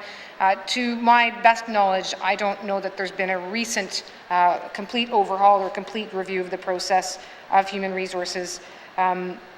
Certainly, part of the work that's happening right now with respect to the Indigenous Recruitment Retention Framework as a significant framework that's meant to apply to all departments and be a major part of the human resources work, that does entail and involve a review of the processes of human resources to ensure that some of the tension points and pinch points that I know that the member has already raised do not become barriers and are not barriers. So again, and I will say though that the appeals process does involve staffing review officers who are independent from the human resources team. So, while again, simply put, no, there's not been a thorough or complete review in my time or in my recent awareness, there are some efforts underway to continually improve that process, the human resources process. Thank you, Mr. Speaker. Thank you, Minister. Oral questions. Member for Yellowknife North. Sorry. Thank you, Mr. Speaker. In the 2019-20, the most recent public service annual report, 82 of the 82 appeals that were filed were denied, Mr. Speaker. Previously, the department has used this to say that there's no problems with the staffing process. It's working out just fine. All the appeals, are denied. Mr. Speaker, I would say that this is a fundamental problem with the appeals process and people are giving up hope on appealing if there's no hope of actually being successful, regardless of whether an independent officer is reviewing it. So, furthermore, Mr. Speaker, the end of the appeals process is sometimes, the job competition goes out. Sometimes it's just, even if you are successful, a notation that, perhaps some processes were not followed. I actually am not aware of anyone who is, after going through a successful appeal, of which there were none last year, been offered the job. So my question for the Minister of Finance, has anyone who has ever appealed a decision actually been offered the job once appealed? Thank you, Mr. Speaker. Thank you, member for Yellowknife North. Minister responsible for Finance. Thank you, Mr. Speaker. Mr. Speaker, I don't have the complete history of all hiring. I can say in 2017-18, and I suspect the member has this information already as it went through to the last committee review, but that it was at around 1%, and that 2018-19 again, that it was 5 of 71 where the appeals were upheld. As for whether those individuals go on to get employment or choose to get employment or choose to seek further employment with the government, I can't say. That's not necessarily a stat that would even be possible to garner, again, not knowing whether or not the individual themselves may want to self-identify. But Mr. Speaker, you know, I certainly don't take the view that just because we've had you know, no successful appeals means that the process itself is perfect. I've certainly dealt with many questions in the House over the last year and a half about human resources, and certainly get a lot of inquiries to my office at about the work of human resources. There is a lot going on right now in human resources to ensure that it is modern, to ensure that it is responsive, to ensure that it is contextual to the Northwest Territories, and to the fact that we are a 50% Indigenous Canadian community in the Northwest Territories. So I appreciate the members' opening remarks, acknowledging that there's good people doing work. There are good people doing work, and there are always room for improvement, and they're getting there. Thank you, Mr. Speaker. Minister, oral questions. Member for Kamloops. Thank you very much, Mr. Speaker. Mr. Speaker, my questions are for the Minister of Education, Culture and Employment. Would the Minister of Education, Culture and Employment support the N.W.T. Arts Council as an independent arts organization? Thank you. Thank you, Member for Kamloops. Minister responsible for Education, Culture and Employment. Thank you, Mr. Speaker. When the member for Frame Lake asked these questions not long ago, I gave the answer that I would look into the viability of creating an independent arm's-length arts organization in the territory, and that is still the plan. We are going to look into this. What would it look like? What would it cost? And what could it do? So we're beginning that work. Thank you, Mr. Speaker. Thank you, Minister. Oral questions. Member for Kamloops. Thank you very much, Mr. Speaker. I'm wondering about timelines. I like to have timelines. So, since the department recognizes that the 181.5 million federal dollars flowing to the Canada Arts Council for the arts, is not accessible to the territorial government, when will the department commit to reviewing the organizational structure for the N.W.T. Arts so that we can make it an arm's length organization? So I know they're looking into it right now. We've just come off of almost 2 years of the department reviewing an art strategy, so I'm wondering what kind of timeline are they working towards? Thank you, Member for Kamloops. Minister responsible for EC&E. Thank you, Mr. Speaker. So the work to determine when that happens is underway. We are going to do a full review of arts funding programs across the territory. This isn't something that can be done in isolation, just creating an arts council. We need to take stock of what we're doing, how much are we spending, and how effective is it, and how can it be improved by the creation of something like an arm's length arts council. So that work is happening over the coming years. Thank you, Mr. Speaker. Minister, oral questions. Member for Kamloops. Thank you very much, Mr. Speaker. Mr. Speaker, I'm wondering if the Department of Education, Culture and Employment has the capacity to complete this work during the length of the 19th Assembly. Thank you.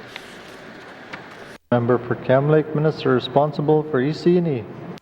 Thank you, Mr. Speaker. Depending on what you prioritize, you can get a lot done in the next couple of years. That being said, there is a lot of work, like I just mentioned, that we want to do in conjunction with this.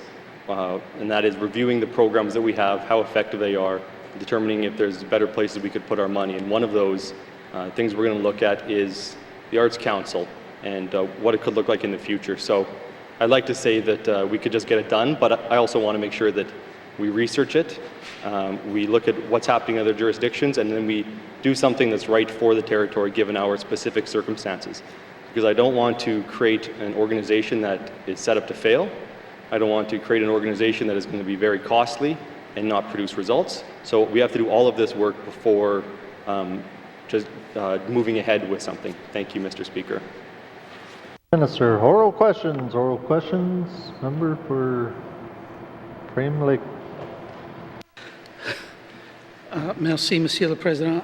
Sometimes I don't say enough good things about my colleagues across the floor, so I want to congratulate the Minister of Education, Culture and Employment for increasing income assistance for some of our residents in the flood-impacted communities. I think that was a really good move on part of his department. but I'd like to know which communities are receiving the top-up. Merci, Mr. Speaker. Thank you, member for Frame Lake. Minister responsible for EC&E. Thank you, Mr. Speaker. Under the income assistance regulations, the department can issue an emergency allowance to income assistance clients when there is an emergency. And in this instance, the emergency allowance was issued to income assistance clients in Fort Simpson and zones 1, 2, and 3 in Fort Good Hope. There are no income assistance clients in Jean Marie River, otherwise we would have supported them as well.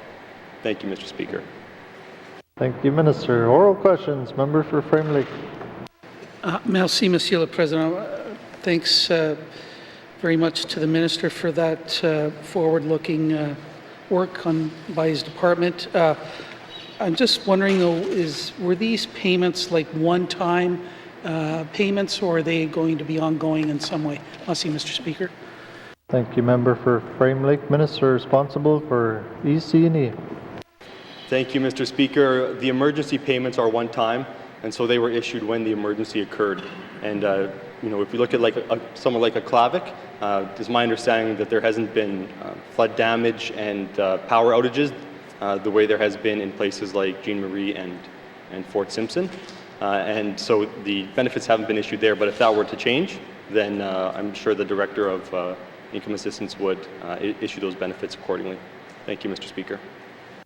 Thank you, Minister. Oral questions. Member for Frame Lake.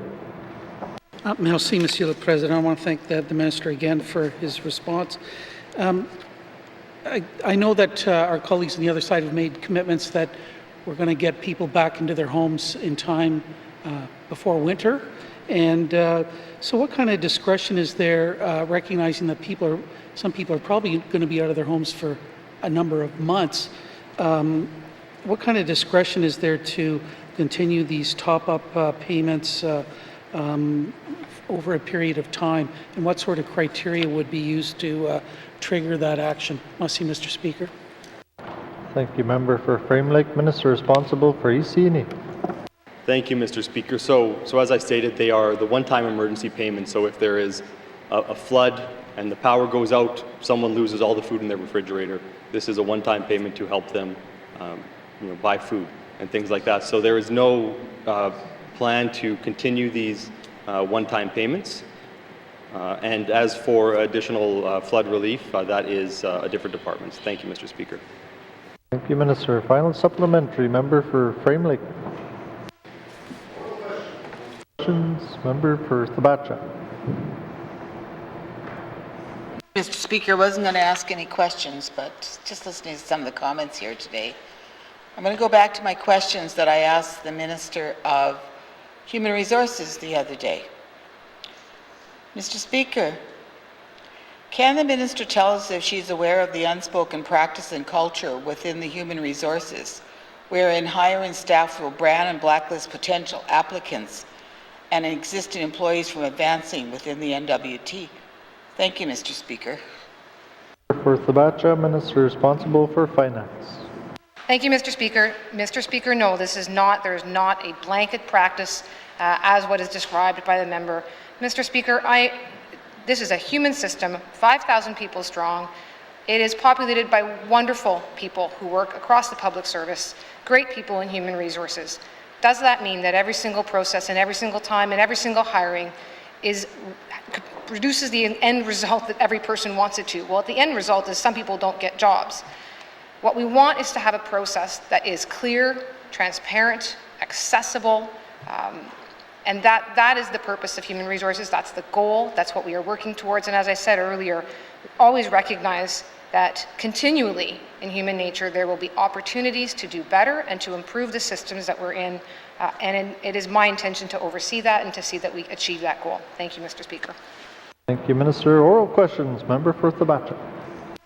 Mr. Speaker, listening to the comments in the room, it surprises me that I'm not saying that all human resource staff are negligent. I think we have to look at the superintendents of each region. I think we got to see where the direction comes from and a direction goes through. So with that, Mr. Speaker, Does the minister recognize that the hiring staff have sometimes been retaliated against certain individuals based on the applicants or employees' association with certain people whom hiring staff doesn't know or like personally? Thank you, Mr. Speaker. Thank you. Member for Thabacha, Minister responsible for Finance. Mr. Speaker, there's no place for retaliation in the human resources processes of the Government of the Northwest Territories. I believe that my office is very accessible, and I hope that it is. I have had many MLAs reach out to me and individuals who often felt that they wanted to raise a concern that they couldn't raise somewhere else. I hope that that continues. There is no place for retaliation. There's no place for that kind of favoritism. And if there's an opportunity to speak to someone, to work through something, to identify an issue, to confirm if there's been something that's not according to that process and according to these practices, then we will do our best to find that out and to work it through so that it does not have a place in the Government of the Northwest Territories. Thank you, Mr. Speaker. Thank you, Minister. Oral questions. Member for Thabacha. Mr. Speaker, I hear the ministers saying there's accessibility. Accessibility is extremely hard. Okay, sure, the MLAs have accessibility, but what about the poor person on the street? Do they have accessibility to actually say what they actually felt when they went for an interview and was refused again, over and over? Can the minister tell whether staff incompetence or employee insubordination may be part of the problems relating to broader human issues in the Government of the Northwest Territories? Thank you, Mr. Speaker. Thank you, Member for Thabacha, Minister responsible for Finance. Mr. Speaker, I'd like to try to be helpful and not repeat my answers, but the simple fact is I'm back to the same response I gave at the beginning, that there are wonderful public servants and good people in human resources doing their very best to make sure that their processes are fair and that they are modern and that they are in keeping with the best practices of human resources processes anywhere else in Canada or the world. Now, when I say about accessibility, I certainly have heard from individual employees direct to me. I have certainly heard from my own constituents direct to me. And in each case, if it's a constituency or if it's an MLA matter, what I am able to then do is see the background and the process that was followed, identify if in fact there's an area where maybe we could do better to be more clear, to offer better information, to offer more plain language information. If there's more we could do to offer supports with resume writing, with interview preparation, understanding why an interview was graded maybe the way it was. All of those are tools, skills, things that we can continue to do, on top of which we have, and again, the Indigenous Recruitment and Retention Framework is going to be a very different way of governing the process of human resources in the Government of the Northwest Territories. We have training programs that continually roll out, and in addition to all of that, it's been made plainly obvious to me that in fact, there's other pinch points that we need to be looking at. That's the job of human resources, and headquarters here is to continue to do that and to look again and again at what it is that we have, what it is that we use, what is it that's on offer, can we modernize? Mr. Speaker, that's been, I believe, been a consistent message I've tried to put forward as the Minister responsible. It's the message I'm going to continue to put forward as Minister responsible. And in the interim, when there are times when someone feels that the process hasn't been properly applied, I would encourage people to reach out to their MLA, to reach out to me, to reach out to their union. That's why we have all of these systems here. Thank you, Mr. Speaker. Sir, oral questions. Member for Thabacha. Mr. Speaker, I want to reiterate my question from the other day because I think that we have to keep focused on what we want to make change on within this government. Between 2016 and 2020, there was a total of 303 appeals to human resource hiring decisions. However, only 17 of those appeals were upheld, and all appeals altogether were denied in 2019-2020. Does the minister believe these statistics are fair and not indicative of broader issues within the appeal process in human resources? Thank you, Mr. Speaker. Thank you, Member for Thabacha, Minister responsible for Finance. Thank you, Mr. Speaker.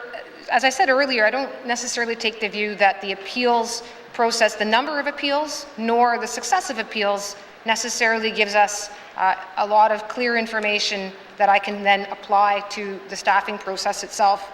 Mr. Speaker, I spent many years working in the criminal justice system where there were often appeals and they were not always very successful, and it doesn't necessarily tie back that what's happening in the appeal court represents what should be happening at the front end. I don't know that it's much different here. What's happening at the appeals in the staffing process doesn't necessarily tell me what I need to fix or change within the hiring processes of the human resources approach. There may well be a better way of running the appeals. There may well be a better opportunity to be more engaging, but right now, under the appeals process that we have, it's fairly strict, it's fairly narrow. It looks at process, it looks at were the rules followed, was the collective agreements, the affirmative action policy applied, and in general, because those are procedural, I'm not necessarily that surprised that in fact the answer is yes, that the procedures are being followed. Now, that said, on the other hand, and this is reflected in the Public Service Act as well. So, Mr. Speaker, again, we're doing what is in the Act, we're doing what we have the authority to do.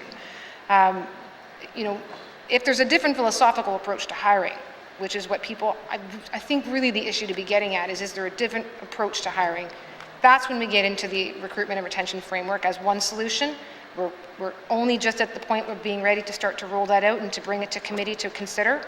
Will it be the panacea? Will it be the end-all and be-all? Probably not, but it'll be a significant new tool that we'll have in the toolbox for human resources. And, you know, again, I have 10 more minutes left. Mr. Speaker, I would be happy to not have to continually stand up and talk about human resources. I'm happy to do it. The process is being improved continually, and there's good people there working on it. Thank you, Mr. Speaker. Thank you, Minister. Oral questions. Member for Kamloops. I was just very impressed by the capacity of my colleague to keep talking. Thank you, Mr. Speaker. Mr. Speaker, my questions are for the Minister of ITI. I'd like to know, how is the value of art sales generated through the N.W.T. Arts program tracked? For example, are website analytics tracked and reported? And does the N.W.T. Arts program currently plan to expand to an e-commerce-based platform? Thank you, Mr. Speaker. Thank you, Member for Kamloops. Minister responsible for industry, tourism and investment. Mr. Speaker, you've seen nothing yet in my capacity to speak. Now I get to talk about arts. Mr. Speaker, with respect to art sales and art sales tracking, so at the moment I can say art sales aren't tracked by the N.W.T. Arts program in terms of the dollar value per sales or number of sales had.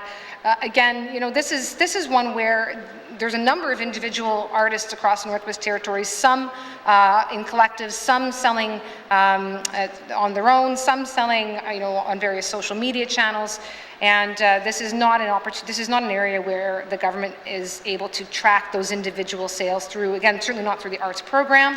I would say, though, a bit of a plug in terms of generating broadly more sales in the area, that there is right now a workshop series being developed for artists to learn about all the different ways that they can be selling their art, whether it's direct to consumer, retailers, or online. That is expected to be ready for this summer. So, you know, tracking, of course, is important, but really we do recognize that we want to get our numbers up and improve the sales of the incredible arts product we have in the Northwest Territories. Thank you, Mr. Speaker.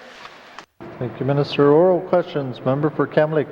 Thank you very much, Mr. Speaker. I'm very excited about that program, and I'd like to offer, as a member of a standing committee that will be going into communities, to take any of that information into communities with me, and I think that MLAs could be a really good resource to get information out on that one. So I guess I'm wondering too, does ITI know who the primary markets are for N.W.T. Arts, and who they're trying to attract to purchase more N.W.T. art, and who's already paying attention? Thank you. Thank you, Member for Kamloops. Minister responsible for ITI. Thank you, Mr. Speaker. Mr. Speaker, as of the moment, the arts program does work with partners across Canada. They are working also internationally at this point. There's been showcases of N.W.T. arts product at the WAG in Edmonton and internationally at British Museum. So there's quite a lot happening in the recent couple of years to try to promote and increase awareness of the incredible arts that we have here. That said, the demographic information that we have is that at this time, a majority of the artwork is still being sold here within the Northwest Territories. I mean, I can look around the room here and see a number of people wearing, whether it's clothing or jewelry or otherwise. So we all know of the value of the arts product that is in the Northwest Territories, but it is clear that we still need to get that message out more broadly beyond the corners of the territory. Thank you, Mr. Speaker. Thank you, Member. Minister, oral questions. Member for Kamloops.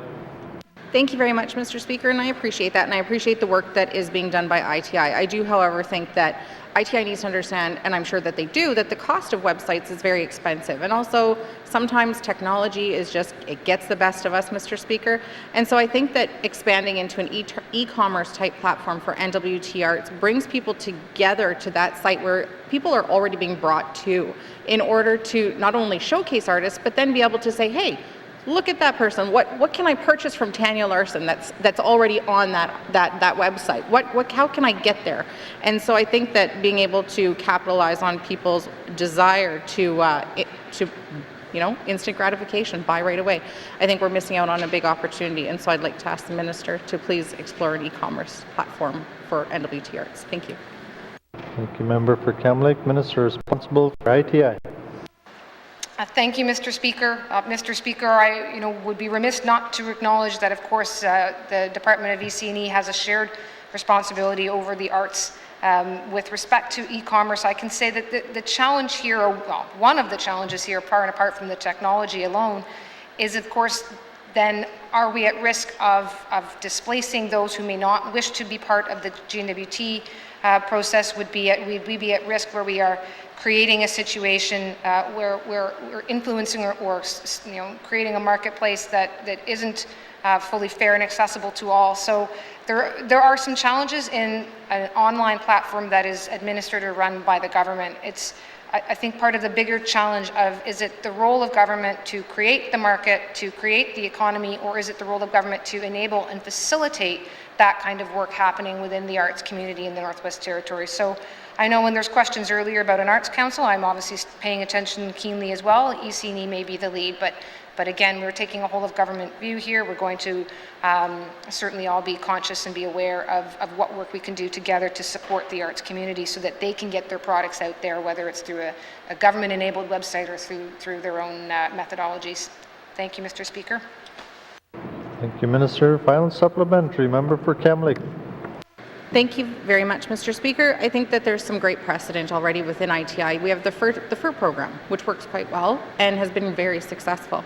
I guess my last question for the minister then is, would the Minister of ITI, given that they do have the Film Commission, they do have support for entrepreneurs of the arts, would they support an independent arm's-length arts council?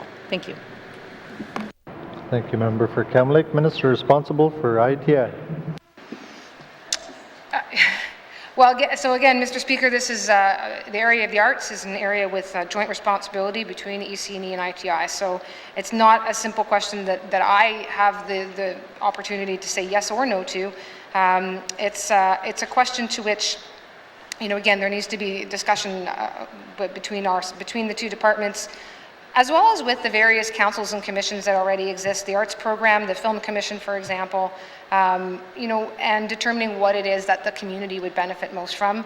I can say I've had inquiries to my office under ITI from members of the arts community in this regard, so there certainly seems to be some buzz happening within the community around better and new ways to organize and to promote the arts in the Northwest Territories, and I'm sure that we will continue to have those conversations internally as well as with the external partners. Thank you, Mr. Speaker. Minister, oral questions. Member for Hay River South.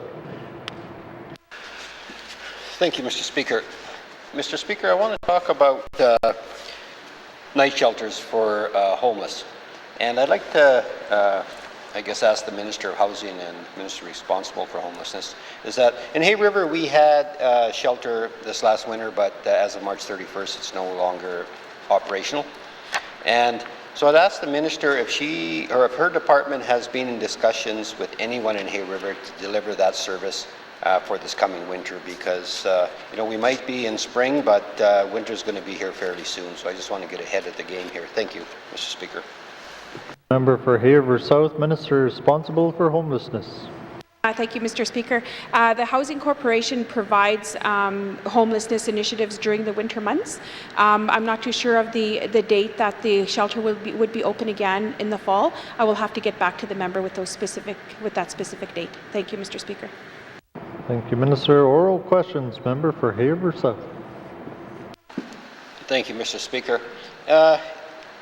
The shelter was funded by Housing last winter, so I'm just ask the Minister if is there ongoing funding? Is there funding that's earmarked for shelter for Hay River for this year, or is it? Or are you looking for a proposal to make it happen? Thank you, Mr. Speaker. Thank you, member for Hay River South, Minister responsible for homelessness. Thank you, Mr. Speaker. At the beginning of the Assembly, there was a lot of, concern about Hay River and looking at what we had experienced during COVID-19 and recognizing the most vulnerable at the ground level. There was a lot of advocacy from Hay River to establish a homeless shelter. With that, we ended up working with one of the nonprofit organizations and opened up a homeless shelter in Hay River. Just to answer the question, yes, we will be continuing those efforts. Thank you, Mr. Speaker. Thank you, Minister. Oral questions, member for Hay River South. Thank you, Mr. Speaker. Mr. Speaker, there's a number of federal government units, I think, that are coming available or that are available in Hay River. And I'd ask the Minister if she's willing to look at those units and possibly securing one, with 4 bedrooms at least in it, and making that available to a nonprofit group to provide shelter this winter. Thank you, Mr. Speaker. Member for Hay River South, Minister responsible for homelessness. Thank you, Mr. Speaker. With the efforts with the RCMP units that we are currently constructing and the agreement that we do have, the RCMP units should be completed next year, but we do have a delivery throughout the Northwest Territories, and there is questions about what are they going to be doing with the federal units that are available in the specific communities. So the Housing Corporation has been in contact with the federal government as well, and looking at future programming that we can offer at the community level, and recognizing that that we do have nonprofit organizations in Hay River. This is a key for us, for the Housing Corporation, that we would be able to work in partnership with this organization, and hopefully be able to establish specific programming that we would be able to work with those individuals as well. But not only that, I also wanted to recognize that we do have the other outreach as well too, in looking at food delivery that is in the community. Like, I'm not too sure about that specific, but we're trying to work in conjunction in the community of Hay River to making sure that we do acknowledge and work with the homeless population. Thank you, Mr. Speaker. Thank you, Minister. Final supplementary, member for Hay River South. Mr. Speaker, I'd ask the Minister, to be proactive in this, and maybe her department is, and have somebody from her district office reach out to to the Department of Health people there, like the Hay River Health Center, and some of the other groups, and the mayor, I guess. And there has to be a meeting that has to take place to talk about this issue, and and to come to some resolve here before winter. So everybody talks about it, but nobody makes the first move. And I've been trying to put the bug in everybody's ear to make this happen. So I'm hoping that the department can maybe take a lead on it. Thank you, Mr. Speaker. Thank you, member for Hay River South, Minister responsible for homelessness. Thank you, Mr. Speaker. Yes, that bug is in my ear. And I have been working with departments as well too, and I will keep the member informed as we go forward. Thank you, Mr. Speaker. Thank you, Minister. Colleagues, our time for oral questions has expired. Written questions, returns to written questions, replies to Commissioner's address, petitions, reports of committees on the review of bills,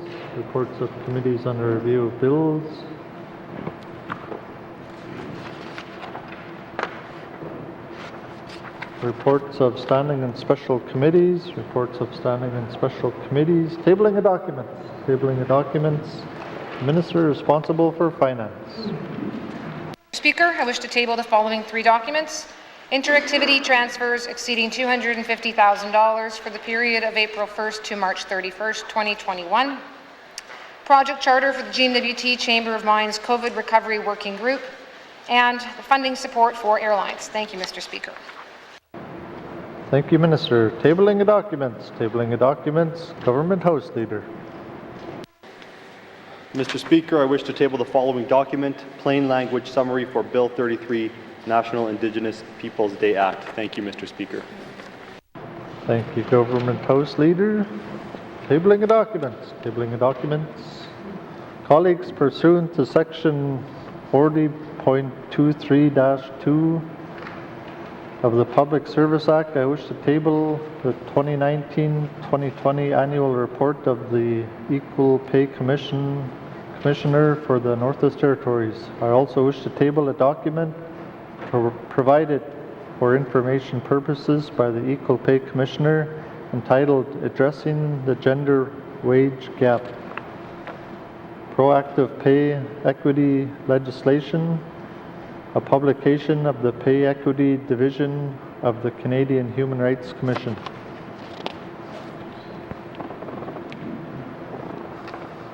Tabling of documents. Members, I wish to table the terms of reference for the Electoral Boundaries Commission 2021. Thank you. Tabling of documents. Colleagues, pursuant to Section 5 of the Indemnities, Allowances and Expenses Regulations of the Legislative Assembly and Executive Council Act, I wish to table the summary of members' absences for the period February 3rd, 2021 to May 26, 2021. Thank you. Tabling of documents. Notices of motion. Motions. Member for Frame Lake. Merci, Monsieur le Président. Whereas the 19th Assembly agreed in its priorities to increase food security through locally produced, harvested, and affordable food, and whereas the Northwest Territories has the second highest level of food security in Canada, as defined by Statistics Canada, whereas in the 2018 survey of the Northwest Territories residents, 23% were worried about not having enough money for food, and in some communities it was greater than 50%. And whereas the Northwest Territories food system is extremely fragile and dependent on global markets, which the COVID-19 pandemic has brought to the forefront, including our reliance on imported food, near complete dependence on corporately owned grocery stores to feed residents, critical dependence on winter roads, trucking industry, and aviation sector to resupply communities, unknown food storage in community-based freezers, fridges, and pantries, are uncertain and limited food supply chains, and lack of systemic incentives that encourage territorial food solutions, whereas the federal government has yet to make the fundamental changes to the Nutrition North program that will best assist Northwest Territories residents with food security, and whereas there are gaps in our current food security initiatives and a lack of coordination in current programs and services that cut across several departments, and whereas there is a need for a variety of programs, services, legislative and regulatory changes required to increase support for community and family renewable resource harvesting, availability of lands for agricultural purposes, support for small-scale food production, education and training in food production and storage, and clear guidance for the preparation and retail of locally produced products and more, Now, therefore, I move, seconded by the Honourable Member for Thabacha, that the Government of the Northwest Territories develop a food security strategy by engaging Northwest Territories residents, harvesters, and agricultural producers, develop a coordinated and comprehensive approach to programs and services with specific targets, actions, and timelines, and further that the Premier appoint a minister responsible for food security to lead this work, and furthermore that the food security strategy include the following. Government of the Northwest Territories prioritize the development of a food security strategy based on lessons learned from community-based food security initiatives and to complete this strategy in 12 to 18 months. The Government of the Northwest Territories begin interdepartmentally advancing food security by identifying principles for N.W.T food security over the next 4 months. Government of the Northwest Territories coordinate the income assistance review with the development of a Northwest Territories food security strategy to ensure the most vulnerable residents have access to affordable and nutritious food. Government of the Northwest Territories review the effectiveness of all Government of the Northwest Territories food security funding programs as based on the principles for achieving Northwest Territories food security, and to revise program funding where necessary over 6 to 12 months. The Government of the Northwest Territories implement community-based food security coordinators in the most food insecure communities in the Northwest Territories. Government of the Northwest Territories remove all of its legislative regulatory barriers over the next 12 months to facilitate regional sharing of harvested meat or other products, or other food products. The Government of the Northwest Territories pilot an initiative immediately that improves the effectiveness of community-based freezers, kitchens, and food preparation and food storage programs in the highest risk communities, and use this experience to inform the development of the food security strategy.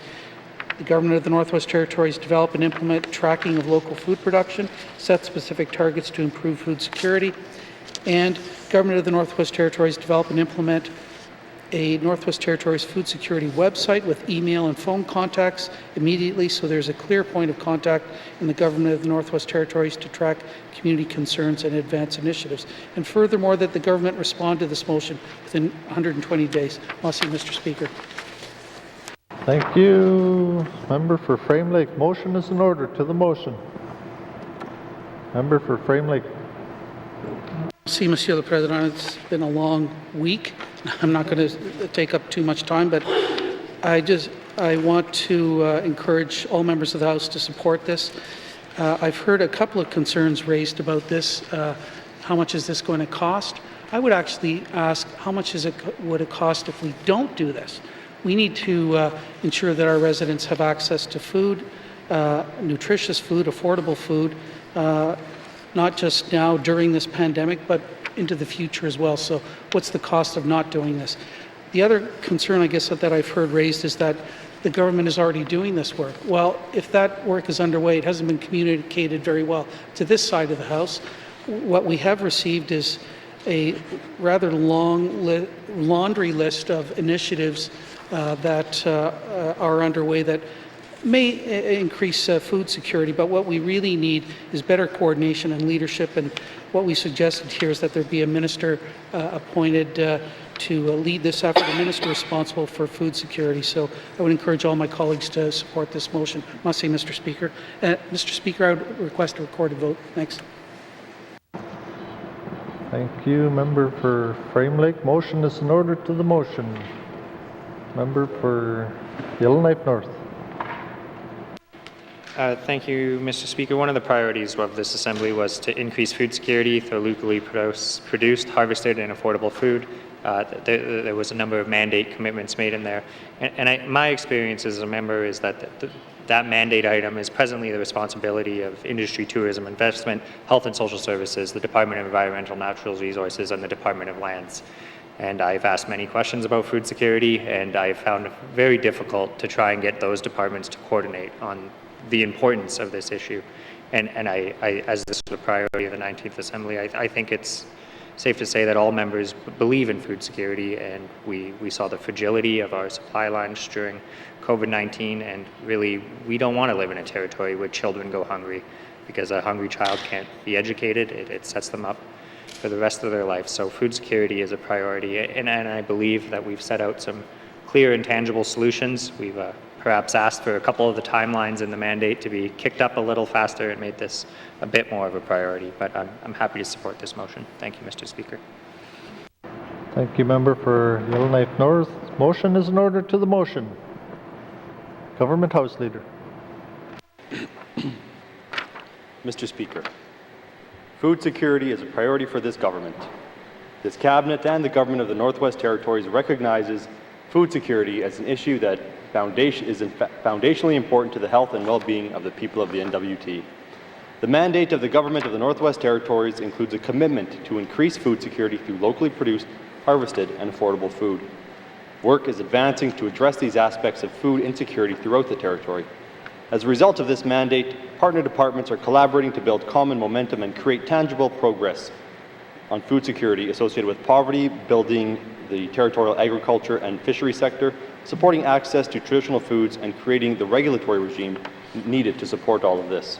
While there was much work already being done, we acknowledge that there is still more to do, and we are committed to doing that work, and Cabinet fully supports the principles behind this motion.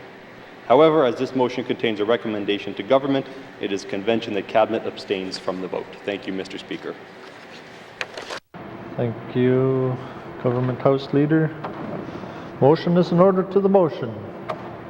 Question has been called. The members requested a recorded vote. All those in favor, please rise.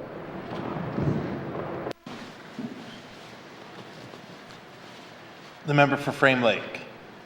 The member for Yellowknife North. The member for Cam Lake. The member for Hay River South.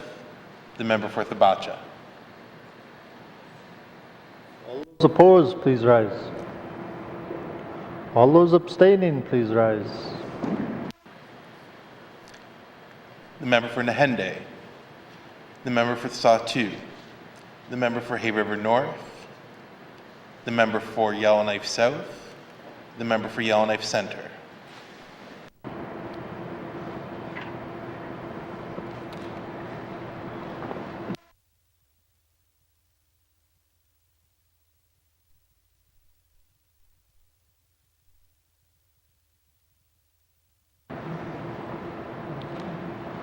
Thank you. The results of the recorded vote, 5 in favor, 0 opposed, 5 abstentions. Motion is carried.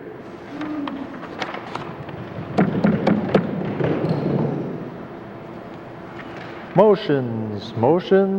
Member for Yellowknife North. Thank you, Mr. Speaker. I move, seconded by the Honourable Member for Hay River North, that notwithstanding Rule 4, when this House adjourns on Friday, June 14th, 2021, it shall be adjourned until Thursday, October 14th, 2021. And further, that any time prior to October 14th, 2021, if the Speaker is satisfied, after consultation with the Executive Council and members of the Legislative Assembly, that the public interest requires that this House should meet at a time earlier than the adjournment or at a time later than the scheduled resumption of the House.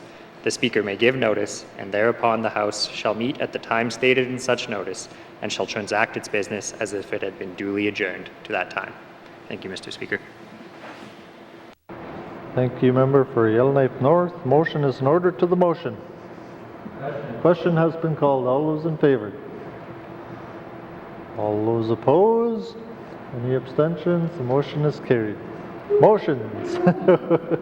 Motions. Notice is a motion for the first reading of bills. Notice is a motion for the first reading of bills. First reading of bills. First reading of bills. Minister of Finance. Mr. Speaker, I move, seconded by the Honourable Member for the Sawtoo, that Bill 35, Supplementary Appropriations Act, Operation Expenditures Number 1, 2021-2022, be read for the first time. Thank you, Mr. Speaker. Thank you, Minister. Motion is in order and non-debatable. All those in favor? All those opposed? Any abstentions? The motion is carried. Bill 35 has had first reading. Second reading of bills. First reading of bills. First reading of bills. Second reading of bills. Second reading of bills. Government House Leader. Mr. Speaker, I move, seconded by the Honourable Member for Sawtoo, that Bill 33, National Indigenous Peoples Day Act, be read for a second time. This bill replaces the public holiday National Aboriginal Day held on June 21st of each year with the public holiday National Indigenous Peoples Day. Thank you, Mr. Speaker.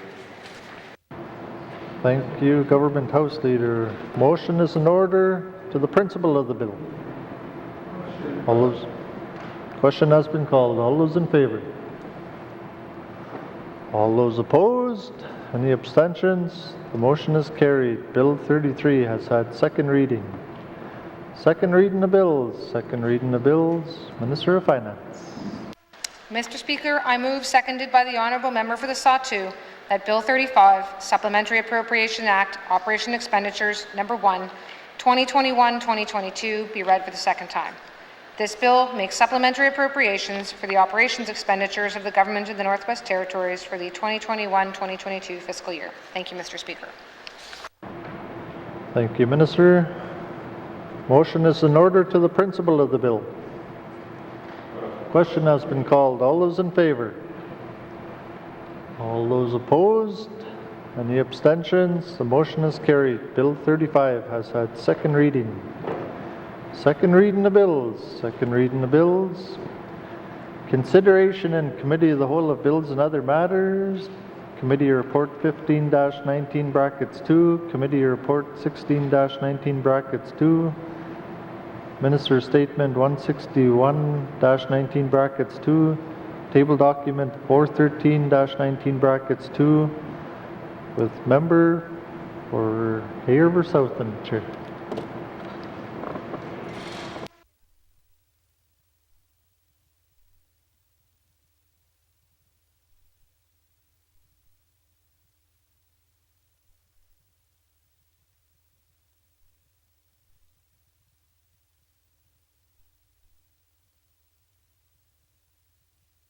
Given to me as Speaker by motion 1-19 brackets 2, I hereby authorize the House to sit beyond the daily hours of adjournment to consider the business before the House as member for Hay River South in the chair.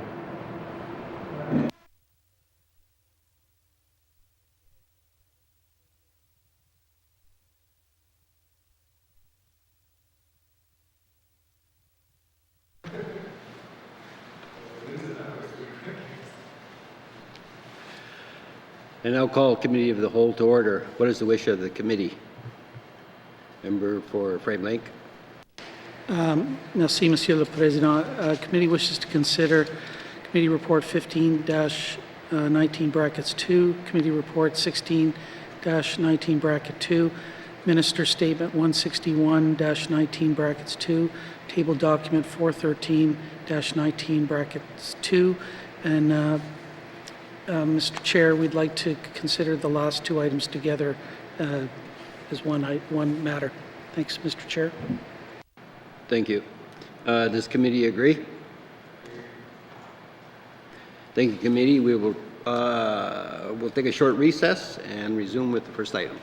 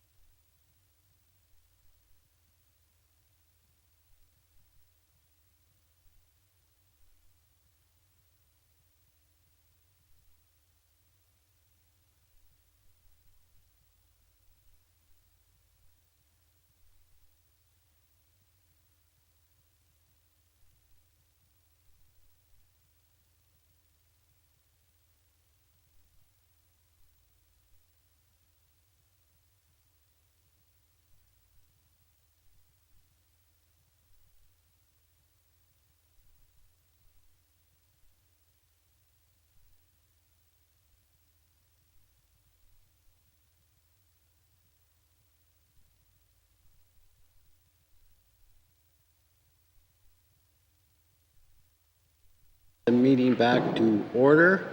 And committee, we have agreed to consider committee report 15-19 bracket 2, report on the review of the Auditor General's 2020 audit of early childhood to grade 12 education in Northwest Territories.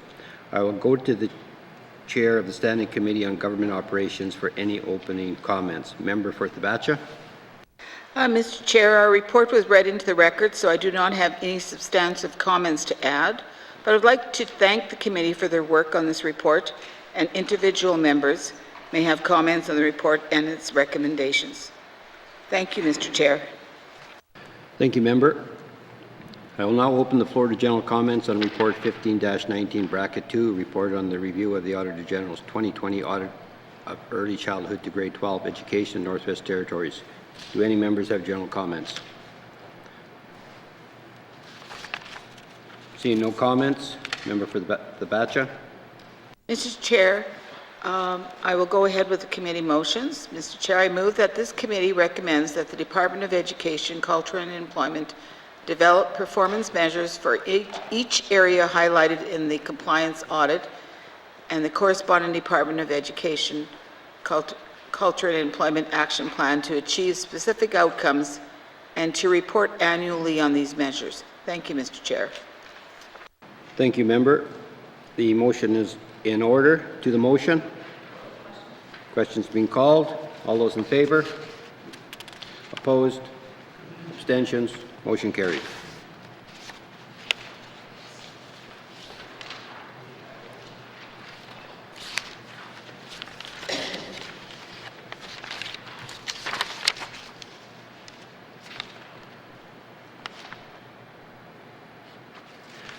Member? Mr. Chair, I move that this committee recommends that the Department of Education, Culture and Employment report annually on each action related to revitalizing official languages, including on the oral proficiency assessment tools, the Indigenous Language Revitalization Certification Program, and the Mentor Apprentice Program. Thank you, Mr. Chair. Thank you, member. Do any members have general comments?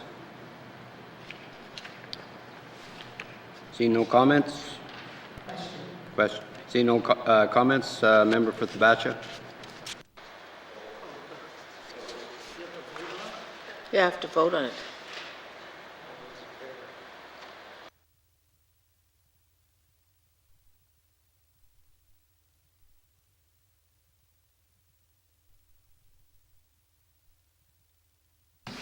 I apologize for that.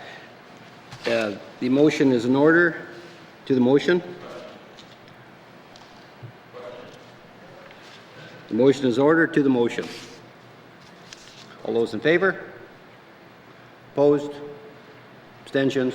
Motion carried. Member for Thabacha. Mr. Chair, I move this committee recommends that the Department of Education, Culture and Employment include Indigenous language proficiency when hiring positions in the Indigenous Language and Education Secretariat. Thank you, Mr. Chair. Thank you, member. The motion is in order. To the motion. Member for YK North. Thank you, Mr. Chair. To my knowledge, there are very few, if any, bilingual required positions in the N.W.T where the bilingual is an Indigenous language. There are a number of bilingual required HR positions that are French. And I know there is a bilingual bonus for people who speak one of our official languages, but I think really in the HR hiring process, especially for an area such as the Indigenous Languages and Education Secretariat, those members who speak an Indigenous language are not getting the appropriate credit and additional scoring and priority on their applications within hiring. So that's what this motion intends to do. Thank you, Mr. Chair. Thank you, member. To the motion. Questions being called. All those in favor? Opposed? Abstentions? Motion carried. Member for Thabacha. Mr. Chair, I move that this committee recommends that the Department of Education, Cultural and Employment conduct greater oversight on inclusive schooling practices, including thorough spot checks on individualized learning plans, and report annually on the outcome-oriented performance measures. Thank you, Mr. Chair. Thank you, member. To the motion? Questions being called. All those in favor? Opposed? Abstentions? Motion carried. Member for Thabacha. Mr. Chair, I move that this committee recommends that the Department of Education, Cultural and Employment bring forward a plan to better support schools in small communities, to ensure students across the territories have an equitable learning experience, and further that the department work with district education authorities to minimize the impacts of differing school calendars on northern distance learning. Thank you, Mr. Chair. Thank you, member. The motion is in order. To the motion. Questions being called. All those in favor?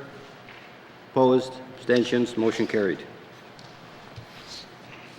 Member for Thabacha. Mr. Chair, I move that this committee recommends that the Government of the Northwest Territories provide a response to the recommendations contained in this report within the 220 days. Thank you, Mr. Chair. Thank you, member. The motion is in order. To the motion. Questions being called. All those in favor? Opposed? Abstentions? Motion carried.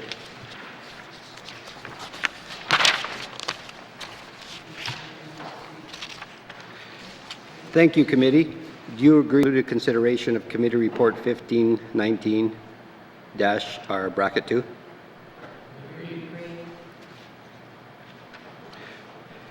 Thank you, committee. We have concluded consideration of committee report 15-19 bracket 2, report on the review of the Auditor General's 2020 audit of early childhood to grade 12 education in the Northwest Territories. Thank you.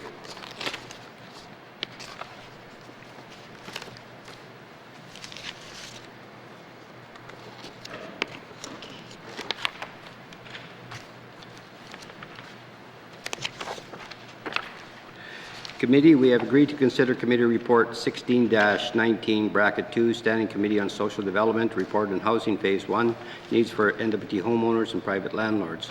I will go to the Chair of the Standing Committee on Social Development for any opening comments. Member for Cam Lake. Thank you very much, Mr. Chair. Our report was read into the record, so I do not have any substantive comments to add, but I would like to thank committee for their work on this report, and individual members may have comments on the report and its recommendations. Thank you, Mr. Chair. Thank you, member. I will now open the floor to general comments on Committee Report 16-19, Bracket 2. Member for Frame Lake. Thanks, Mr. Chair. I just want to say very quickly that the committee, I want to thank the committee for allowing me to sit in on a number of presentations that they were conducted over about a 2-week very intense period. So the committee's, in my opinion, has done a very thorough job hearing from members of the public on solutions to home ownership, and want to compliment them on their hard work. Thanks, Mr. Chair. Thank you, member. Seeing no further comments, member for Cam Lake. Thank you very much, Mr. Chair. Mr. Chair, I move that this committee recommends that the Government of the Northwest Territories increase access to titled land to help homeowners and landlords meet financing and insurance obligations in the N.W.T communities. Thank you. Thank you, member. The motion is in order. To the motion. Member for YK North. Thank you, Mr. Chair. I think we all recognize that land tenure in the N.W.T is a bit of a Gordian knot, and given the competing Indigenous land rights, it is one of the most difficult areas for our government to navigate. But the Housing Corp has requested all of its leases from the Department of Lands in fee simple. We've had problems where we have brought units into communities and we can't actually find any land to put them on. So the units just kind of sit there. And I know multiple people in communities who have wanted to build houses, and finding land to build a house on can be extremely difficult. And I guess there's a lot of different ways that this can work, but I think specifically one of the barriers that people found was with having leases. It wasn't as easy to get mortgages. It wasn't as easy to get insurance. And I think the Department of Lands, in having lots of leases to administer within community boundaries, has really stepped into an area best dealt with at the community level. Land use regulations that, administer things like bylaws or setbacks on properties are best dealt with by communities. And this is really an area I would like to see the N.W.T get out of and give to communities. Now, that's not always easy as said than done, because different communities have different views of how they want land title to look. And, I know a number of Indigenous communities have looked to things such as 99-year leases or different creative ways to get their communities access to land. But I guess, to me, this motion is really speaking to that the current method is not working, and we need to increase access to land to put houses on, because our people cannot find land to live right now, Mr. Chair. So, happy to see this motion. I think every single municipal election in Enterprise, they asked for their land. I know the city of Yellowknife, every single election asks for its land within municipal boundaries. There's a lot of people asking for access to land to put houses on in this territory. And if we can make some progress on that in the life of this assembly, we can make some progress on housing. Thank you. Thank you. Member to the motion. Questions being called. All those in favor? Opposed? Abstentions? Motion carried.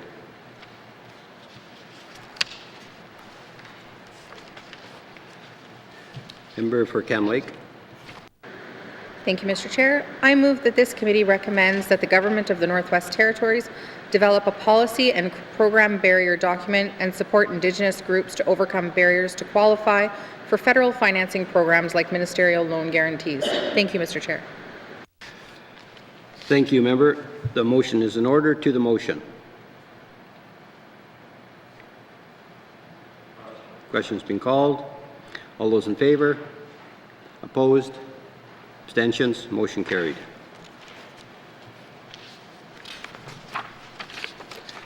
Member for Cam Lake. Thank you, Mr. Chair. I move that this committee recommends that the Government of the Northwest Territories partner with the Northern private sector, nonprofit, and Indigenous governments to develop government lease agreements to support access to financing for the development of housing stock and programs. Thank you, Mr. Chair. Thank you, member. The motion is in order. To the motion. Member for YK North.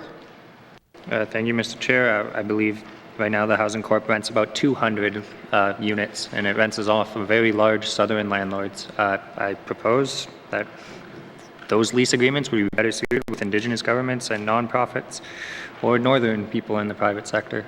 So I know a number of Indigenous governments have wanted to take on housing, but the O&M approves a barrier. So the more that the N.W.T can enter into long-term lease agreements with Indigenous governments, the more security they can have in O&M and taking over their housing for their citizens. Thank you, Mr. Chair. Thank you, member. To the motion. Questions being called.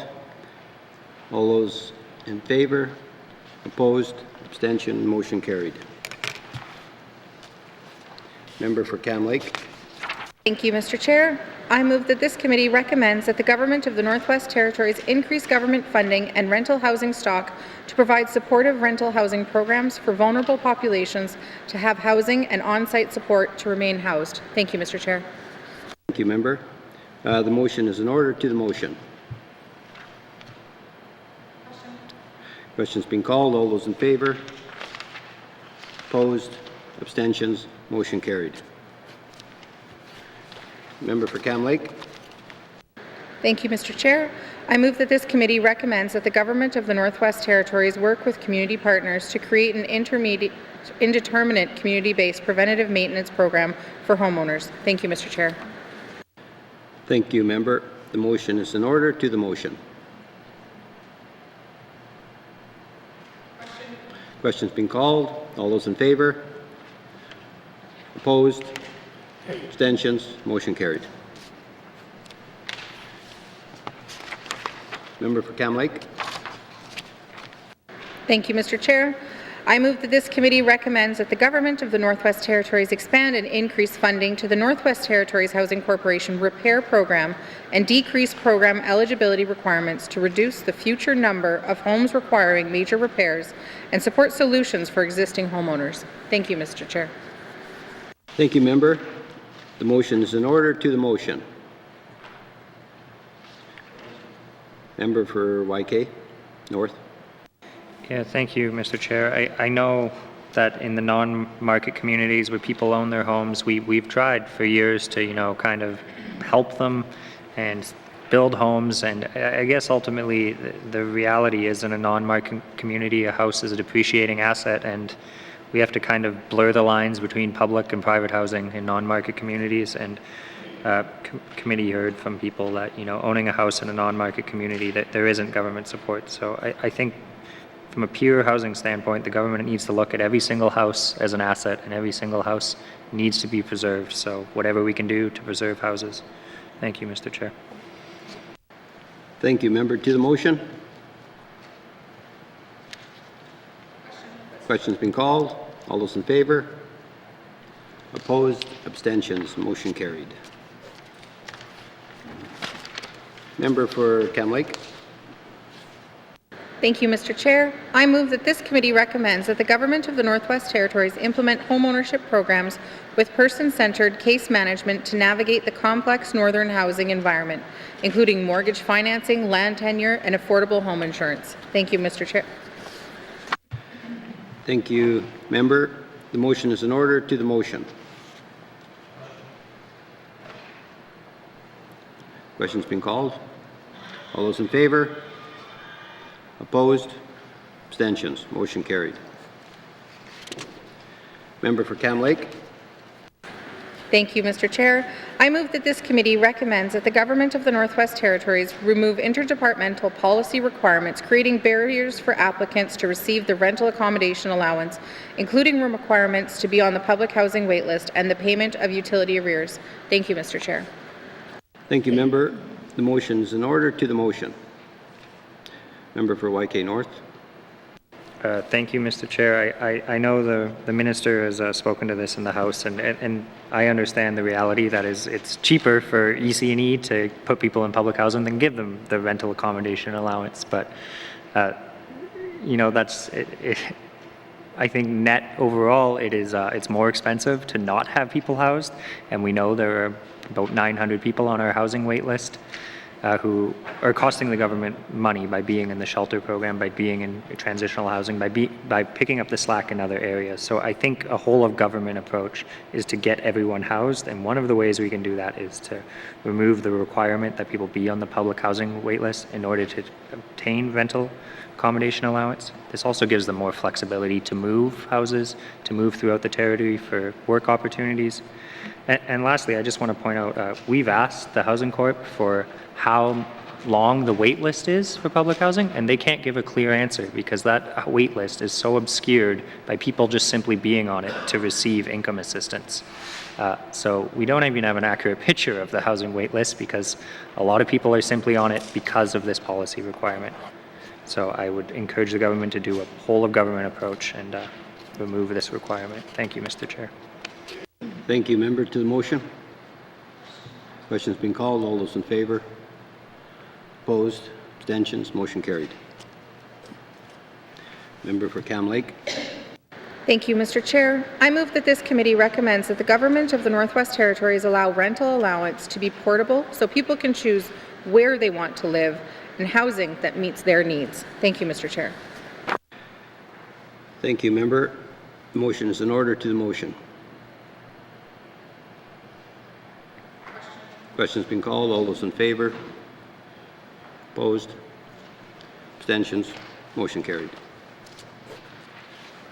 Member for Cam Lake. Thank you very much. I've got a double up here, so I'm going to...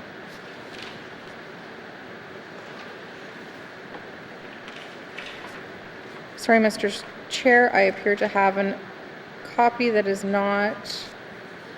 Give me a second. I've got a repeat of recommendations in here. Jen, do you have another one?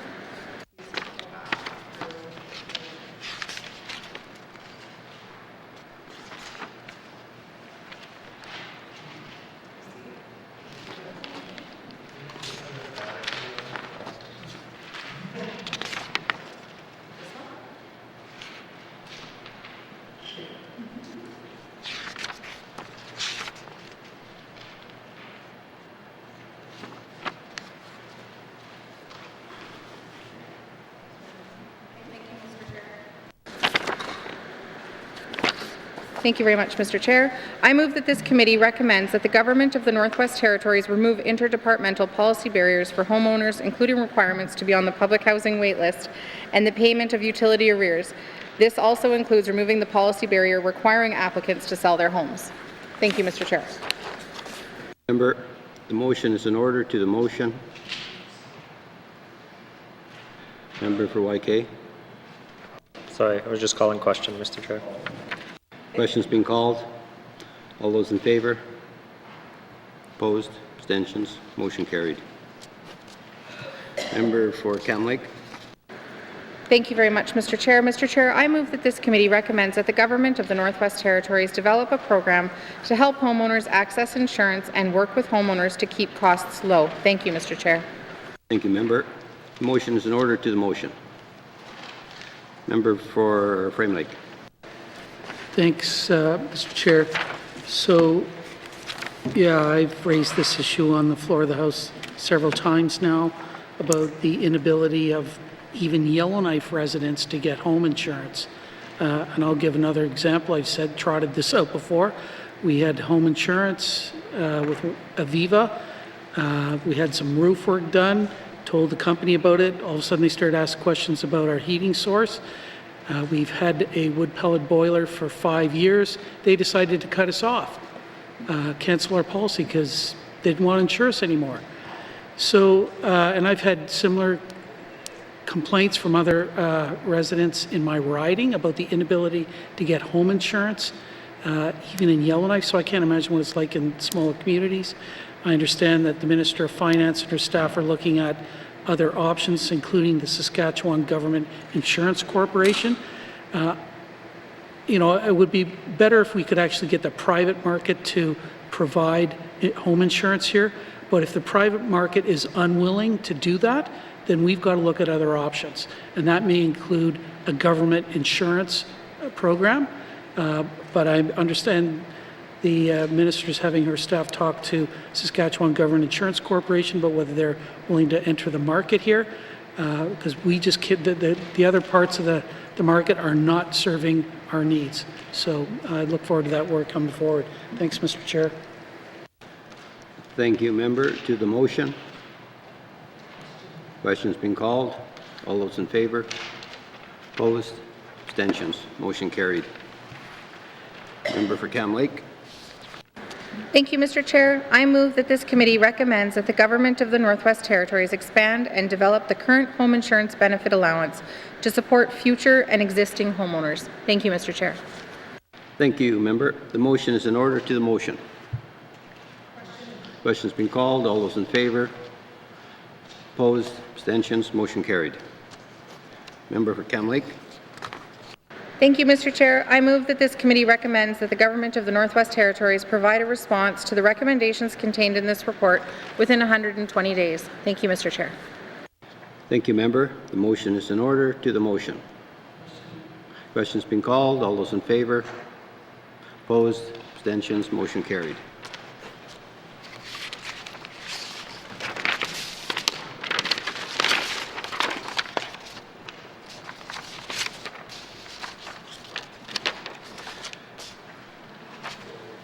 Thank you, committee. Do you agree that you have concluded consideration of committee report 16-19, bracket 2, Standing Committee on Social Development Report and Housing Phase 1, needs for N.W.T homeowners and private landlords? Thank you, committee. We have concluded our consideration of committee report 16-19, bracket 2, Standing Committee on Social Development Report and Housing Phase 1, needs for N.W.T homeowners and private landlords. Thank you.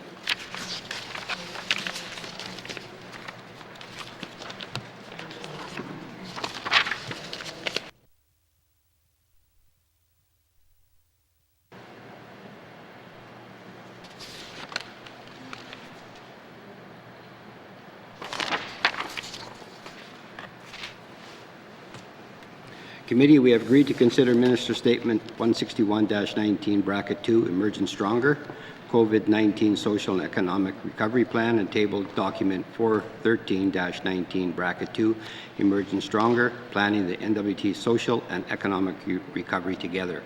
I will now open the floor to general comments on Minister Statements 161-19 bracket 2 and table document 413-19 bracket 2. Member for Frame Lake. Thanks, Mr. Chair. I guess I'd like to start by thanking Cabinet for the work that they did on Emerging Stronger. And I will acknowledge that they did consult regular MLAs, and I still think that it needs a lot more work.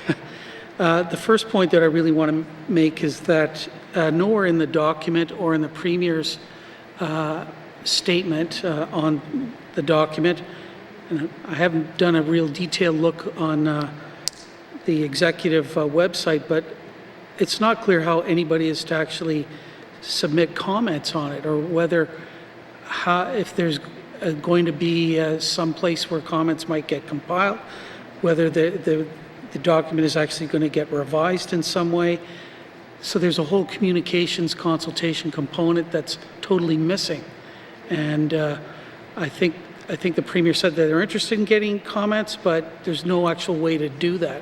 And I've actually had one Yellowknife resident already point this out and make a complaint to me about this, so I'm sure there's others that feel the same way. Some general comments as well, Mr. Chair, about the approach. It really is an incremental approach that really tries to tie economic renewal, recovery to the mandate. And I just think that we should be looking at something much more bold, fundamental changes. Here's an opportunity to help rebuild an economy to make it more sustainable and just. And what I see here, basically, Mr. Chair, is more of the same. I would like to see broadband made a strategic infrastructure priority over the other big projects that this government continues to advocate and push for. I think the shortcomings with our broadband network were really shown during the pandemic, and that should become the flagship infrastructure project that this government wishes to get resolved. I will acknowledge that we did make some progress actually with our vulnerable populations in Yellowknife and Hay River, Fort Simpson, even in Inuvik. But I'm worried about sustaining those efforts, and even here in Yellowknife, I understand that the day shelters closed, that some other accommodation may not be available for our vulnerable populations into the long-term future. So I want to see that support continue. There's really nothing in the document about fiscal sustainability. There's the government renewal initiative discussed. I'm not opposed to that. I think that there might be some useful changes that come out of it, but there's nothing on the revenue side, as I've said many times in this House. I would have expected to see something in this document about tax fairness and a new fiscal relationship with Ottawa. That's not in the document whatsoever. We do need to build a more resilient, self-reliant economy, acknowledge the climate emergency. There's discussion in here about a greener, more sustainable economy, but no specifics. And there is some effort to support tourism. There's several portions of the document that do discuss tourism, but I think we have some tremendous opportunities with regard to remediation economy. The document, though, is very tentative in this regard, and we've yet to actually secure any federal investment in this area, and that's because Cabinet continues to pitch the remediation economy piece or work on accelerating remediation work on contaminated sites here. The Cabinet continues to pitch this as some kind of industry bailout, and if I was the federal government, I wouldn't invest in it either. What you need to do is start to talk about direct partnerships with Indigenous governments, like the recent Great Bear Lake remediation governance agreement and empower Indigenous governments to go off and do some of this direct partnership work themselves with the federal government. That's not mentioned in here either, Mr. Chair. One of the most troubling parts that I find in this document is there's the only mention of the arts and culture in here is a throwaway that the strategy is forthcoming. I wish that we could somehow capture some of the enthusiasm from our ITI minister earlier in this day and put that into this document. It's nowhere to be found, Mr. Chair. That's the kind of enthusiasm that I'd expected to see in here in terms of building a more sustainable economy and diversifying our economy. Mr. Chair, when I looked at the economic diversification section of the document,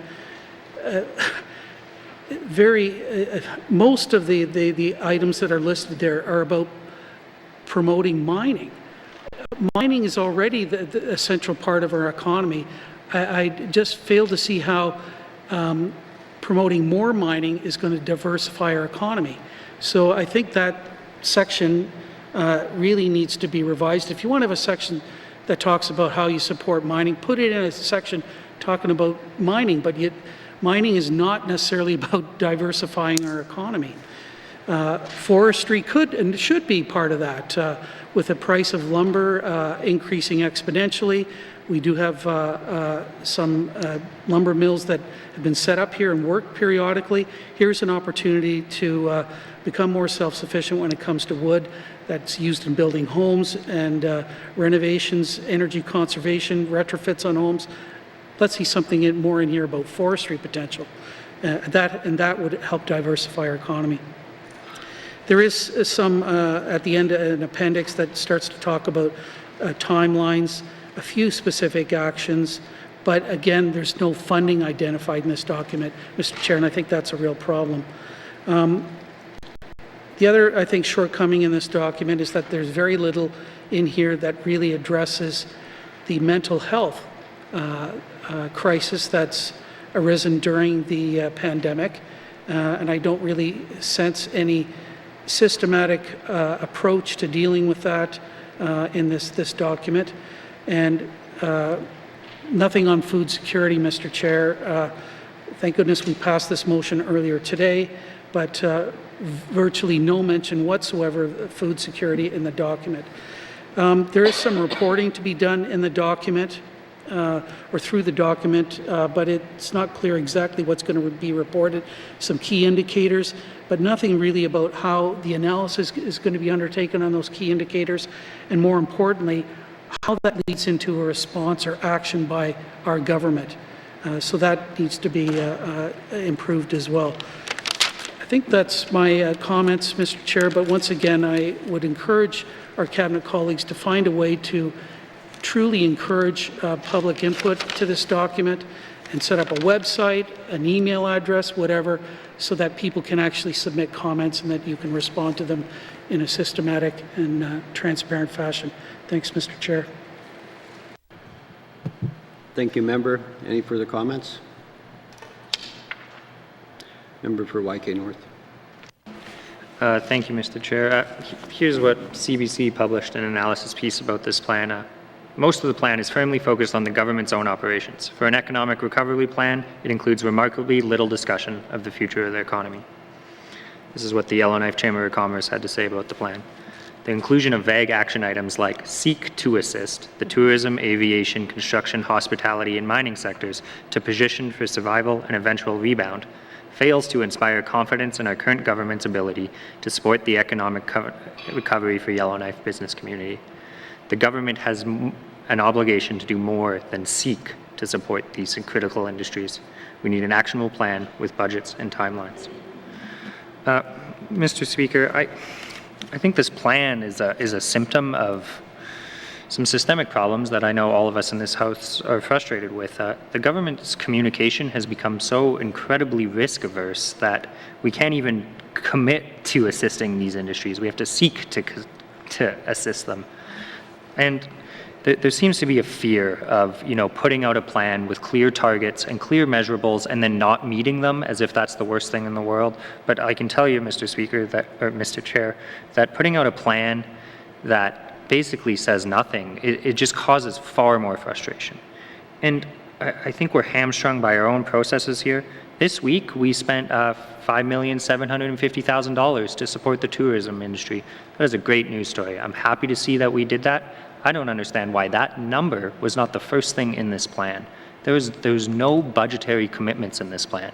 And I know the reason for that is because we can't put firm budgetary commitments in plans that haven't gone through the Financial Management Board and then made it through this House for fear that at some point the money may not actually go through the multiple levels of approval. But Mr. Speaker, the people of the N.W.T. wanted more, the members wanted more. I encourage this cabinet to find a way to put budgetary commitments in your action plans. I don't know how you have to do that, but I'm frustrated by the continuation of plans and strategies that don't have budgetary commitments in them. And often the budgetary commitments come after, but already we've lost a bunch of political capital in putting out a plan without those firm commitments.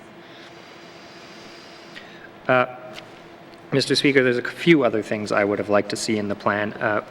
The plan is still talking about the potential of an Indigenous procurement policy. I believe that ship has sailed, and we could have committed to an Indigenous procurement policy and set out what that was. I prefer a benchmark for how much money will go to Indigenous-owned businesses and DevCorps. I've heard the Minister of ITI talk about this. I believe we're on our way, but I don't see how we didn't use this plan to get a good news story of what some of the specifics were going to be there. Mr. Speaker, or Mr. Chair, I could go through many other areas, and I'll try and be brief. We have a cap on a net metering cap on renewable energy in this territory. More and more of our communities are reaching their 20% threshold on renewable energy, and we literally will not allow them to use free federal government money to build more renewable energy. We need to get rid of the net metering cap if we are going to be serious about a green, resilient, and productive economy going forward. Mr. Speaker, the Yukon has a plan to have 4,800 electric vehicles on the road by 2030. We don't, despite owning almost 1,000 vehicles, we don't have one single electric vehicle. I just make a symbolic gesture on this area. Mr. Speaker, I think it would be remiss for the plan not to talk about mining, and I know we're working on this area, but we need a plan to settle land claims or to move forward on this. Right now, some of the best mining land in the territory is stuck in land withdrawals with no path to settle claims and no path to commit to land use planning that builds consent into how that land will be moved forward. We seem to be in the worst of both worlds in this area. And I can tell you that no one is happy. The industry is not happy. Indigenous governments aren't happy that we continue to not make progress at the tables. And I feel hesitant to even talk about land withdrawals because it has become just so convoluted to actually figure out a path forward where we are going to give the land back and get consent built into our resource projects to be a world leader in this area. Mr. Speaker, Mr. Chair, I know that all of these things cost money and economic plans are costly, but I think there's a few things we probably could have done that were, didn't cost us anything. On the nonprofit sector, one of their #1 complaints, as this cabinet well knows, is the year-to-year scrambling for funding from multiple funding pools. I think, and we've asked previously for the whole of government approach to look how we're funding our nonprofits, bundle it up and give them some multi-year funding to get out of COVID-19. Mr. Speaker, or Mr. Chair, many things in this plan they're hindered by the same old problems. Getting many things done in this territory is like pulling teeth, and no one is ever happy with whatever you do. But there will always be naysayers, and we can't aim to make everyone happy. But this really looks like a plan that was designed by committee, and I think it has just increased frustration. And I didn't want to see that, Mr. Speaker. Or Mr. Chair, I keep calling you Mr. Speaker, apologies. I think this session we've done some good work. I think there was more money passed for $750,000 for the poverty fund, but there's something disconnected between being able to put budgetary figures and future commitments, policy change commitments into plans. I think departments are so caught up in a multi-level process that if there's a chance that we're not actually going to finish a project, we just can't confirm it. But we're not doing ourselves any favors.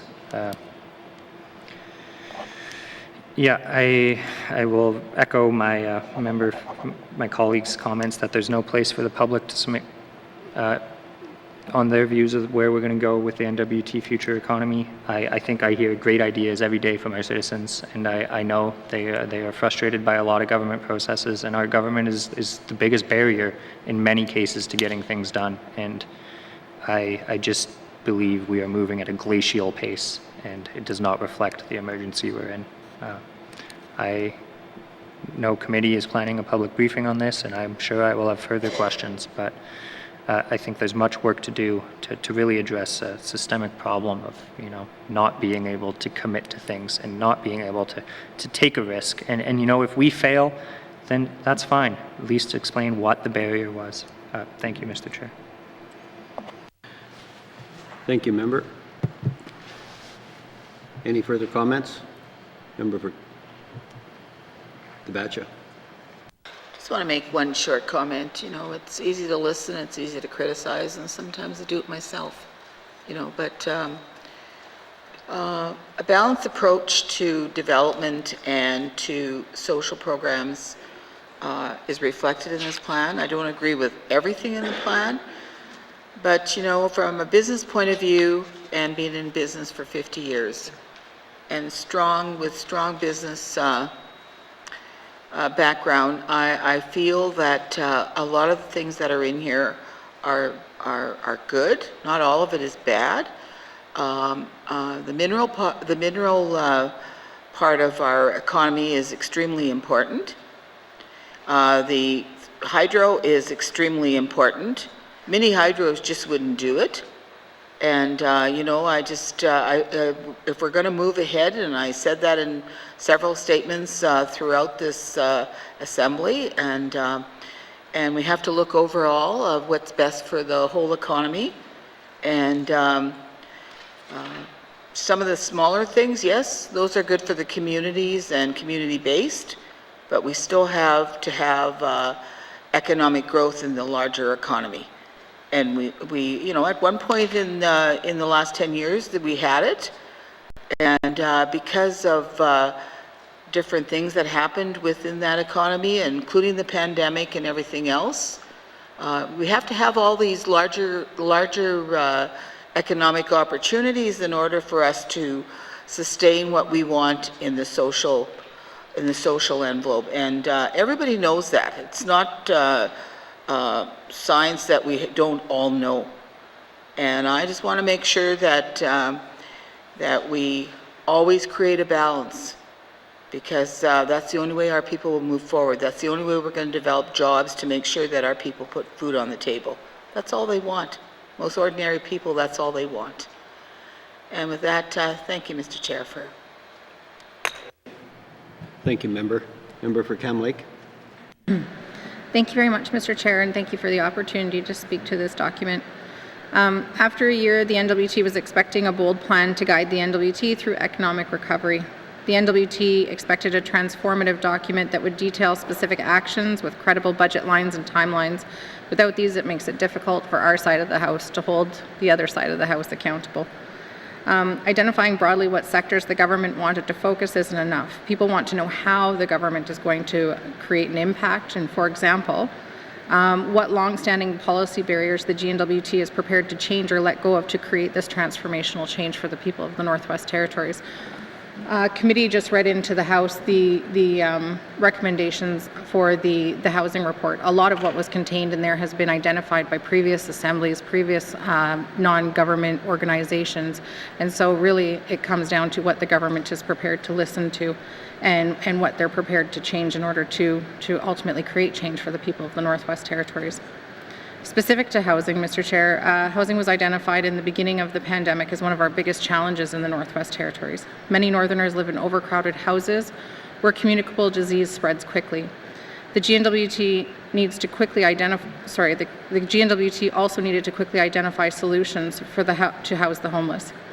It did those things, and now they seem to be slipping away. We heard of challenges faced by the Arnica N earlier this week from MLA Johnson just here in the House. This government also has yet to produce the homelessness strategy that was committed to in the 18th Assembly. Housing doesn't only set Northerners up to participate in the economy, Mr. Chair, it also is an economy. As in regards to healthcare, during the pandemic, we heard time and again how important resident healthcare workers were to the success of our territory, not only during the pandemic, but also outside of a pandemic. We've heard reference in this House to policies that better support locum healthcare workers over resident healthcare workers, and we need to ensure that these are changed, but they are not identified in the document. This document also does not address the specific recommendations from the virtual care team to expand virtual care in the Northwest Territories. In regards to procurement, Mr. Chair, economic recovery depends on our ability to get money for projects out the door, for businesses to be paid promptly, and to ensure dollars are getting Northerners to work. We just passed the largest capital plan in the history of the N.W.T. with $450 million.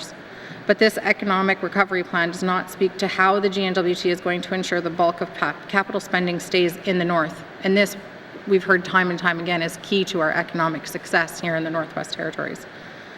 Unfortunately, with wording like accelerate the review of the GNWT procurement policies or consider an Indigenous procurement policy, there is no tangible commitment made within this document.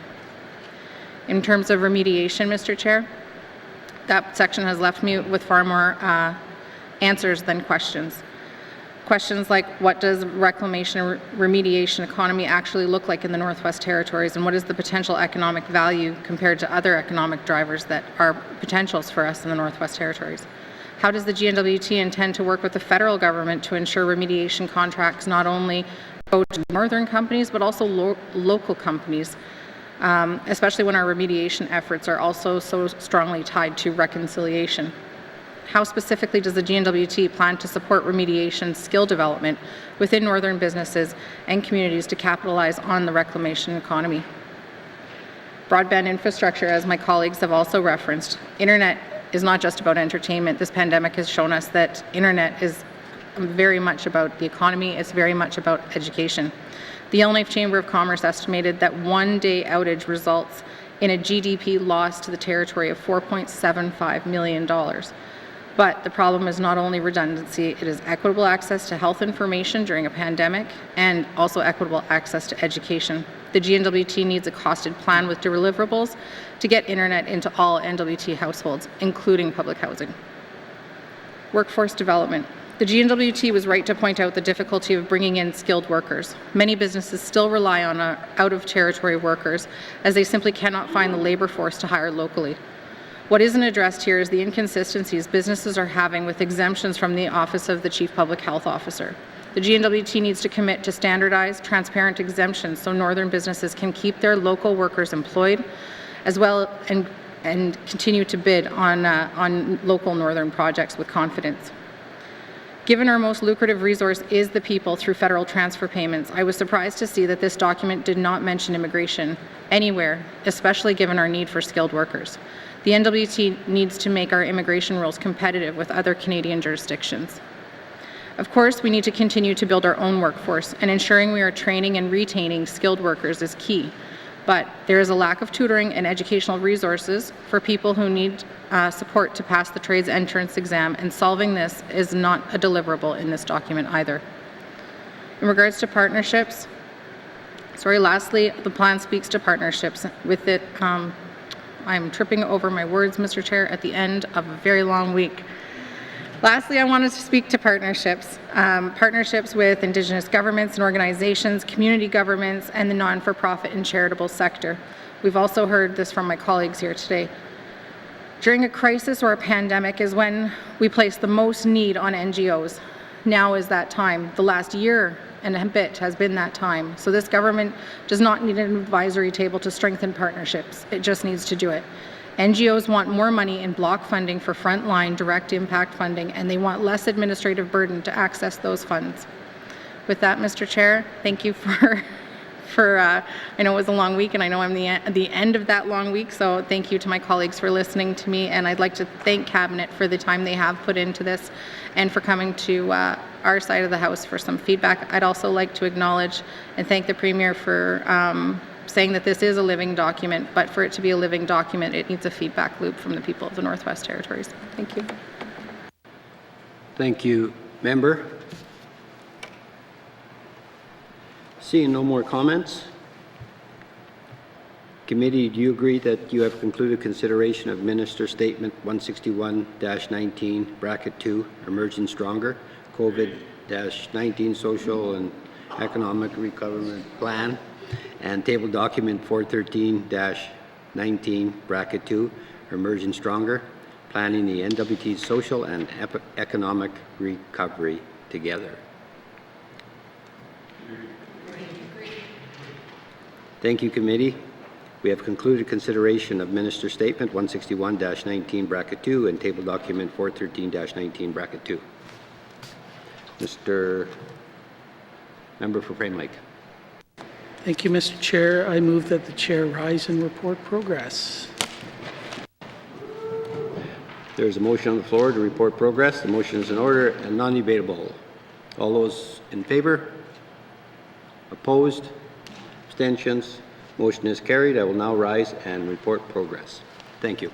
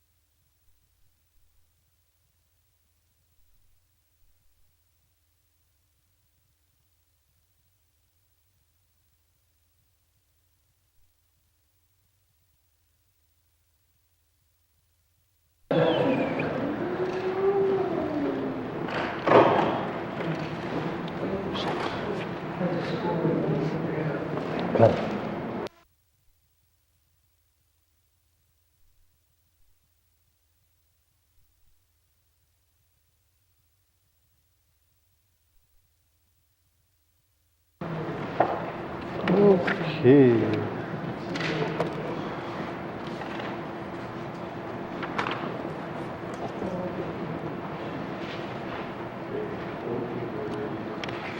May I please have the report of Committee of the Whole member for Hay River South?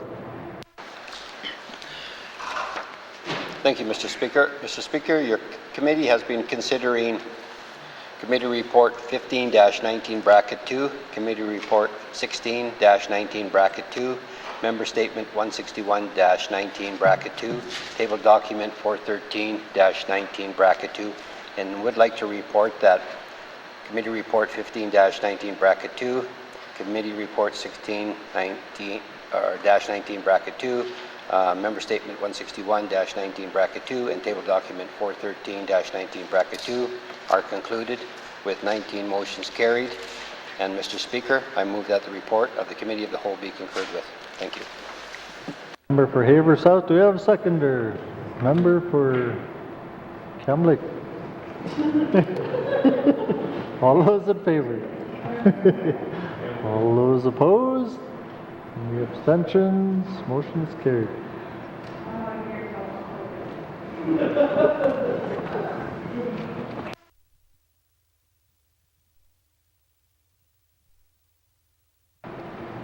Third reading the bills. Third reading the bills. Government House Leader. Mr. Speaker, I move, seconded by the Honourable Member for Satu, that Bill 25, an act to amend the Education Act, be read for the third time. And Mr. Speaker, I request a recorded vote. Thank you. Thank you. The Government House Leader is requesting a recorded vote. Motion is in order to the motion. Question has been called. All those in favor, please rise.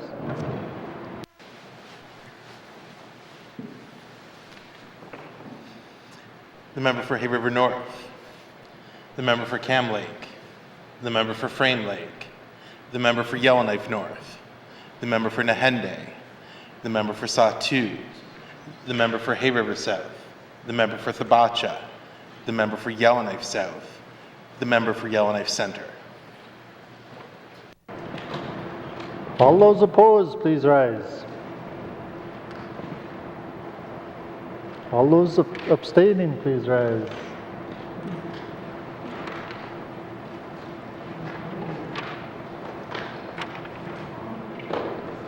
The results of the recorded vote, 10 in favor, 0 opposed, 0 abstentions. The motion is carried. Bill 25 has had third reading. Third reading the bills. Third reading the bills. Minister of Finance. Mr. Speaker, I move, seconded by the Honourable Member for Satu, that Bill 35, Supplementary Appropriations Act, Operation Expenditures Number 1, 2021-2022, be read for the third time. And Mr. Speaker, I would request a recorded vote. Thank you, Mr. Speaker. Thank you, Minister. The Minister has requested a recorded vote. Motion is in order to the motion. Question has been called. All those in favor, please rise. The member for Yellowknife South. The member for Yellowknife Center. The member for Hay River South. The member for Thabacha. The member for Nahende. The member for Satu. The member for Hay River North. The member for Cam Lake. The member for Frame Lake. The member for Yellowknife North. All those opposing, please rise. All those abstaining, please rise.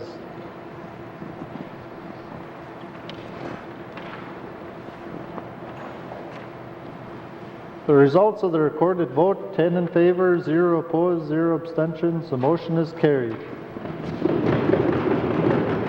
Bill 35 has had third reading. Third reading the bills. Third reading the bills. Mr. Clerk, orders of the day.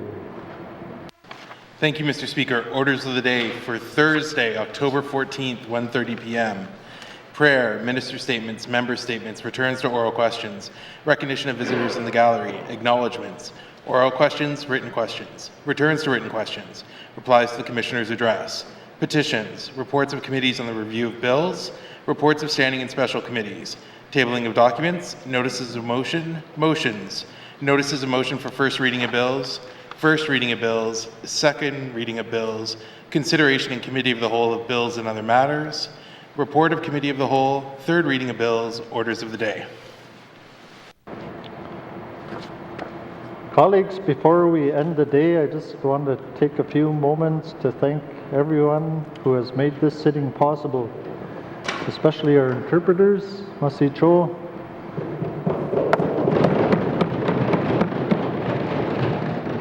our contractors who help us keep this place running smoothly.